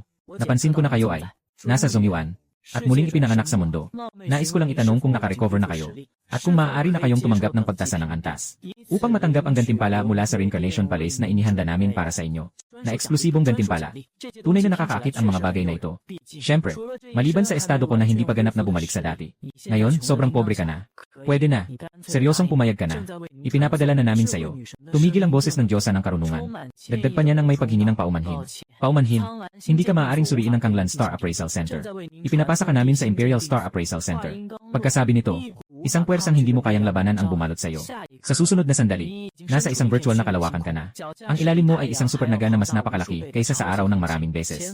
Sa harap mo may isang lumang mesa. Nauupo roon ang isang batang babae na nakaglases. Nakita ka niya. Inusob niya ang kanyang salamin. Nang formal na sabi, para sa pagsusuri ng ranggo, pumunta na dito. Tiningnan mo ang oras. Parang hindi na siya matiis. Mabilis na. Kailangan ko pang umalis sa trabaho. Hindi ka nagsalita. Diretsong pumunta sa testing area sa unahan. Reincarnador, ikaw ay sa ilalim sa grade na pagsusuri. Isang ganap na nakasuot ng baluti na virtual na anino ang tumatakbo patungo sa iyo. Susunod, tinaas mo lang ang iyong kamay. Ang hindi nakikitang presyon ay pinulbos ito sa mga piraso. Muling pagsilang. Ikaw ay sa ilalim sa level na pagsusuri. Isang kakaibang matandang lalaki na may pangangatawan na tuyot ang lumitaw. Naglabas ng nakabibining sigaw. Inilaglag mo ang iyong ulo. Isa na namang hampas ng manggas. Pawiin siya sa alikabo. Muling isisilang. Ikaw ay sa ilalim sa pagsusuri. Samantala, ang kabataang babae sa labas ay naglilibang sa pag-scroll sa telepono. Ngunit nakita ang mga senyales sa loob ng ilang minuto. Tumalo ng 3 antas. Nagulat siya. Inalis ang salamin at pinunasan ang mga mata. Nakita niyang ang indikasyon ay umabot na sa antas Y. Anong nangyayari? Hindi ba't bagong tao siya? Nagmamadali siyang sinuri ang sistema. Sa loob ng 2 minutong ito, ang sign ay biglang lumipat mulagi patungong A. Parang nakita niya ang multo. Agad siyang tumawag. Ngunit nang tumingin siya, yung A na letra, ay dahan-dahang naging nakakasilaw na level 5. Ang pumasok ay isang napakalakas na tao. Bumulong siya sa sarili. Sa parehong oras, sa loob ng independenteng espasyo ng level 5 Tianbang, napakaingay ng mga tao. Sa gitna ng espasyo, sa malaking listahan na nakasabit, may isang pangalan na mabilis na tumataas. Tingnan ninyo, yung tinatawag na Panginoon ng walang hanggang gabi, si Ning Qingxuan. 2 minuto lang, umangat siya ng 1,000 ranggo. Isang sigaw ng gulat. Nagpasabog ng buong palakasan. Ang hari ng walang gabi. Naalala ko na. Di ba siya yung bumalik na muling isinilang mula sa sinaunang panahon? 22. Grabe, 30. Siyam, Kulan, nasa top 50 na. Isang kamag-anak, nasa top 50 na. Lubos na nag-umapaw ang plaza. Siksing Wushuang at Yanjay ay nakasimangot na tinitingnan. Ika-55 pwesto. Biglang napasigaw si Yanjay. Dahil ang posisyong iyon, dapat ay sa kanya. Ning Qingxuan, Kanglan Xing, Mataniksing Wushuang ay nanlaki ang mga mata. Sa sulok, mas lalo pang napatingin si Chen Yuning nang nakabiti ang mga mata. Parang may buzzing sa ulo niya. Alam niya siyempre kung sino si Ning Qingxuan. Habang lumilipas ang bawat segundo, unti-unting humupa ang mga hiyawan sa plaza. At sa huli, naging katahimikan na lamang ang lahat. Araw ng lahat ay mahigpit na nakadikit sa pangalang iyon. Ito ay huminto sa isang nakakapanghinaan na posisyon. Ika-10 sa langit. Binabati si Ning Qingxuan ang muling pagsilang ng Kanglan Star. Nasa ika-10 pwesto ng 5 lead-level Heaven List. Ang malamig na boses ng Diyosa ng karunungan ay umabot sa buong espasyo. Tahimik na tahimik ang buong lugar. 10 nangungunang sa listahan. Hindi na ito nagbago sa loob ng maraming taon. Nais na magbago. Maliban na lang kung may mamatay sa listahan. O kaya ay lumampas sa antas na 5. Ngunit ngayon, ikaw, Ning Qingxuan, tumayo ka. Ang iyong pagdating ay nagpasimula ng pagtingala ng mahigit sa 900 tao. At pinabalik ang tingin ng 900 tao sa harap mo. Nang sabay-sabay. Ang balitang ito ay parang isang bagyong 12 na biglang humampas sa buong mataas na antas ng unyon ng universo. Bituin ng dakilang dagat. Tahanan ng puno ng Ancestral Blood. Hindi pa namatay ang tagapag-umpisa. Bakit siya pa ang pinapalabas sa top 1-0? Ang sigaw ng puno ng Ancestral Blood ay bumabayo, kaya't nanginginig ang buong hardin. Puno ng Ancestral Blood, magpahinga ka na. Agad na nagpatunay ang isang babae. Ito ang walang hanggang hari. Nakapasa siya sa pagsusuri. Ngayon ay ika-10. Biglang huminto ang pag-ungol. Ang galit ng dugo ng mga ninuno ay parang binuhusan ng malamig na tubig. Agad na nawala. Siya na naman. Umupo siya na may seryosong mukha. Nasa meditasyon pa ang ninuno. Kung lumabas ako at makita kong naunahan ako sa ranggo. Ay naku, ano na ang mangyayari? Nag-isip siya ng sandali. Agad na kumonekta sa Diyosa ng karunungan. Humiling ng virtual na pulong sa mga mataas na opisyal ng imperyo. Kailangan kong makaisip ng paraan para maalis ang Panginoon ng walang hanggang gabi. Kahit anong paraan ang gamitin mo. Mabilis din. Magkakaroon din ng koneksyon. Ginoo, tungkol sa langit bounty. Hindi ako makikialam. Diretsong pinutol siya ng kabilang panig. Ngumiti ang blood ancestor, nanlambot ang ngiti. Nag-iba ang kanyang tingin. Agad nagbago ng anyo. Nagkamali ka. Ang hari ng walang hanggan ay isang pambihirang talento. Hindi mo ba nais na kunin siya para sa iyong sarili? Tahimik ang gobernador ng Jingzhou na si Li Huiren. Basta't sumali siya sa iyong hukbo. Ayon sa mga patakaran, ang pangalan ay alisin mula sa talaan ng langit. Ang dugo ng mga ninuno ay maingat at mapanlikha. Hintayin mo ang aking balita. Pinutol ni Li Huiren ang komunikasyon. Sa tahanan ng Jingzhou, tumingin si Li Huiren sa isang batang babae sa kanyang tabi. Zyru, ikaw rin ba ay galing sa Kanglan Star? May tiwala ka bang maanyayahan siya? Isang babae na nagngangalang Q0 ang ngumiti ng bahagya. Kawili-wili, ang aking kasama at ang kanyang asawa ay mga kaibigan mula pagkabata. Nagliliwanag ang mga mata ni Li Huiren. Talagang hindi ka nagkamali sa pagpapanatili sa iyo sa tabi. Tama nga. At sa mga sandaling iyon, kakatapos lang bumalik sa Kanglan Star si Shen Zheu. Narinig niya ang boses ng Diyosa ng karunungan sa kanyang tainga. Imperial na bituin Q-Zizan. Humihiling na makipagkita sa iyo sa virtual na paraan. Tatanggapin mo ba? Huminto si Shen Zheu sa kanyang mga hakbang. Nanginig ang kanyang isip. Q-Zaru. Ang pangalang ito. Hindi na niya narinig sa halos 10 taon. Noong mga panahong iyon, hawak niya ang mga bagay na isinulat. Iniwan ang kasunduan. At nagpunta sa imperial na bituin ng mag-isa. Sa mga nakaraang taon, wala nang ugnayan ang dalawa. Bakit bigla kang nandito ngayon? Mabilis na nag-isip si Shen Zheu na tumanggi. Pasensya na. Hindi mo maiiwasan. Sa susunod na segundo, lumabas ang virtual na imahe ni Q0 sa harap niya. Hi, ang tagal nating hindi nagkita. Magalang na umiti si Shen Zheu. May kailangan ka ba? Kung wala naman, hindi ba pwede makipagkwentuhan muna sa akin, ang iyong mabuting kaibigan? Umiti si Q0 ng masaya. Biglang nagbago ang usapan. Narinig ko ang tungkol sa asawa mo, si Ning Qingxuan. Interesado ka bang dalhin siya sa pag-unlad sa Dixing? Personal na inanyayahan ng Ginoong Jingzhou ang posisyon ng tagapagsuri ng mga bantay. Anong masasabi mo? Agad na nagbago ang mukha ni Shen Zheu. Grabe naman. 10 taon na tayong hindi nagkikita. At ngayon, nandito siya para agawin ang asawa niya. Pasensya na. Sa tingin ko hindi siya papayag. Sa loob ng maraming taon ng ating relasyon, hindi ba ito karapat-dapat na ipagsabi mo sa kanya? May bahid ng panggigipit ang tono ni Q0. Ganap na bumigat ang mukha ni Shen Zheu. Mahigpit na nakapagsara ang kamao. Baiu Bingtuan. Iyon ay isang lugar kung saan ang buhay ay ipinagpapalit para sa pera. Ulitin ko, hindi ko siya mapipilit. Tiyak na tiyak siya. Mabait na kapatid. Medyo hindi mo na ito pinahalagahan na. Nawala ang ngiti ni Q0. Naging malamig ang kanyang tingin. Nakatayo pa rin si Li Huiren sa tabi at nanonood. Kung hindi niya magawa ang maliit na bagay na ito, paano pa siya makakabuhay? May iba pa akong gagawin. Ayaw nang magpasakal ang Shen Zheu. Diretsong binuwag ang kanyang Diyos ang karunungan. Nabigo ang virtual na pagkikita. Ang mukha ni Q0 ay madilim na parang pwedeng tumulo ang tubig. Ang si Li Huiren sa tabi ay hindi masaya ang tono. Isang maliit na pangulo ng sangay ay may lakas ng loob na hindi bigyan ng respeto ang opisyal na ito. Napakalakas ng kanyang kapangyarihan. Direkta siyang kumonekta sa kanyang Diyosa ng karunungan at nagbigay ng utos. Agad na ipaalam sa gobernador ng Kanglan Star. Natanggalin si Shen Zheu sa kanyang posisyon at ilagay siya sa itim na listahan ng federasyon. Ang kanyang mga kamag-anak ay hindi kailanman tatanggapin. Nagpapadala ng mensahe. Nabigo ang pagpapadala ng mensahe. Nahadlangan ang mensahe. 79% si Li Huiren ay nagkunot ng noo 9%. Sino ang may lakas na humadlang sa akin? Biglang nawala ang kanyang Diyosa ng karunungan. Sagot mo ako. Si Li Huiren ay galit na sigaw. Sa oras na yon, isang matibay na kalooban ang sumaklaw sa buong opisina. Isang malamig na boses ang umalingaw-ngaw. Ako ang Diyosa ng karunungan, si Ming. Si Li Huiren, tagapangasiwa ng Jingzhou. Pagsasamantala sa kapangyarihan. Nais na gamitin ang posisyon upang supilin ang pamilya ni Ginoong Ning Qingxuan. Ngayon ay inaalis ang kanyang posisyon bilang gobernador. Kailangan isumite ang liham ng pagbibitiw sa loob ng 30 minuto. Kung hindi ito maisusumite sa takdang oras, ihahatid ito sa federal na korte. Si Li Huiren ay tila tinamaan ng 5 kidlat. Malalaking patak ng pawis ang dumadaloy mula sa kanyang noo. Ang pangunahing anyo ng imperial na bituin Zero Sham. Siya. Ginawa niya ito para kay Ning Qingxuan. Na siya mismo ang bumaba. Tapos na siya. Si Li Huiren ay nakasandal sa upuan. Ang isip ay walang laman. Kinuha niya ang telepono sa mesa. At sumigaw ng galit at hinanakit sa Blood Ancestor na patuloy na nagtatanong ng sitwasyon. At pagkatapos ay tinamaan ito ng matinding puwersa. Imperial na bituin pagsusuri. Pinisil mo ang medyo masakit na balikat. Lumabas ka sa silid ng pagsusuri. 20 minuto. 900 ng mataas na intensidad na laban. Sa wakas ay nalaman mo ang iyong kasalukuyang lakas na 900. Ang mga tauhan sa pintuan ay matagal nang naghihintay. Nervyos na inabot sa iyo ang isang bote ng mataas na kalidad na nutrisyon. Ginoong Ning, salamat sa iyong pagsisikap. Ito ay libreng ibinigay sa iyo ng hepe. Nagpasalamat ka. At tinanggap ang nutritional fluid. Pagkatapos ay nawala ang iyong anino sa lugar. Sa susunod na sandali, bumalik ka sa malalim na bundok ng planeta Paulan. Binabati kita. Natapos na ang pagsusuri. Mangyaring tanggapin ang iyong gantimpala. Ang malambing na boses ng Diyosa ng karunungan ay umabot. Binuksan mo ang iyong personal na panel. Isang serye ng mga numero ang nagbigay sa iyo ng kaunting gulat. Puntos 1000000. Pero 2000000. Antas ng mamamayan. Antas 3. Sobrang dami naman nito. ang iyong antas ng mamamayan. Ngayon ay katumbas na ng pinakamataas na punong tagapamahala ng Kanglan Star. Pakiusap, pahintulutan niyo akong magtanong. Muling umingay ang boses ng Siyam. Mayroon bang pagkakataon na muling nagising ang iyong alaala kamakailan? Ang bawat karanasan mo sa muling pagsilang. Mahalaga ang mga ito sa universal na alyansa. Wala sa ngayon. Sumagot ka ng totoo. Sa katunayan, tiyak na nakita na niya ang nilalaman ng iyong tatlong nobela. Ayos lang. Naway maging masaya ka sa buhay. Naway maging masaya ka sa buhay. Ang Diyosa ng karunungan ay nahulog sa katahimikan. Humina ka ng malalim. Panahon na para umuwi. Wala kang kaalam-alam. Sa loob ng maikling 10 minuto, isang malaking tao mula sa imperyo ay bumagsak dahil sa iyo. Ang buong 5 level na ranggo ay nagbago dahil sa iyo. Dumating na ang gabi. Naglalakad ka pababa ng bundok. Samantala, sa opisina ni Gobernador Fu Lingfeng ng Kanglan Star, biglang umingay ang nakakabinging alarma. Alarma. Sa layo na 1,500,000 kilometro mula sa Kanglan Star. Natagpuan ng Abyss Rift. Nagkunot ng noo si Fu Lingfeng.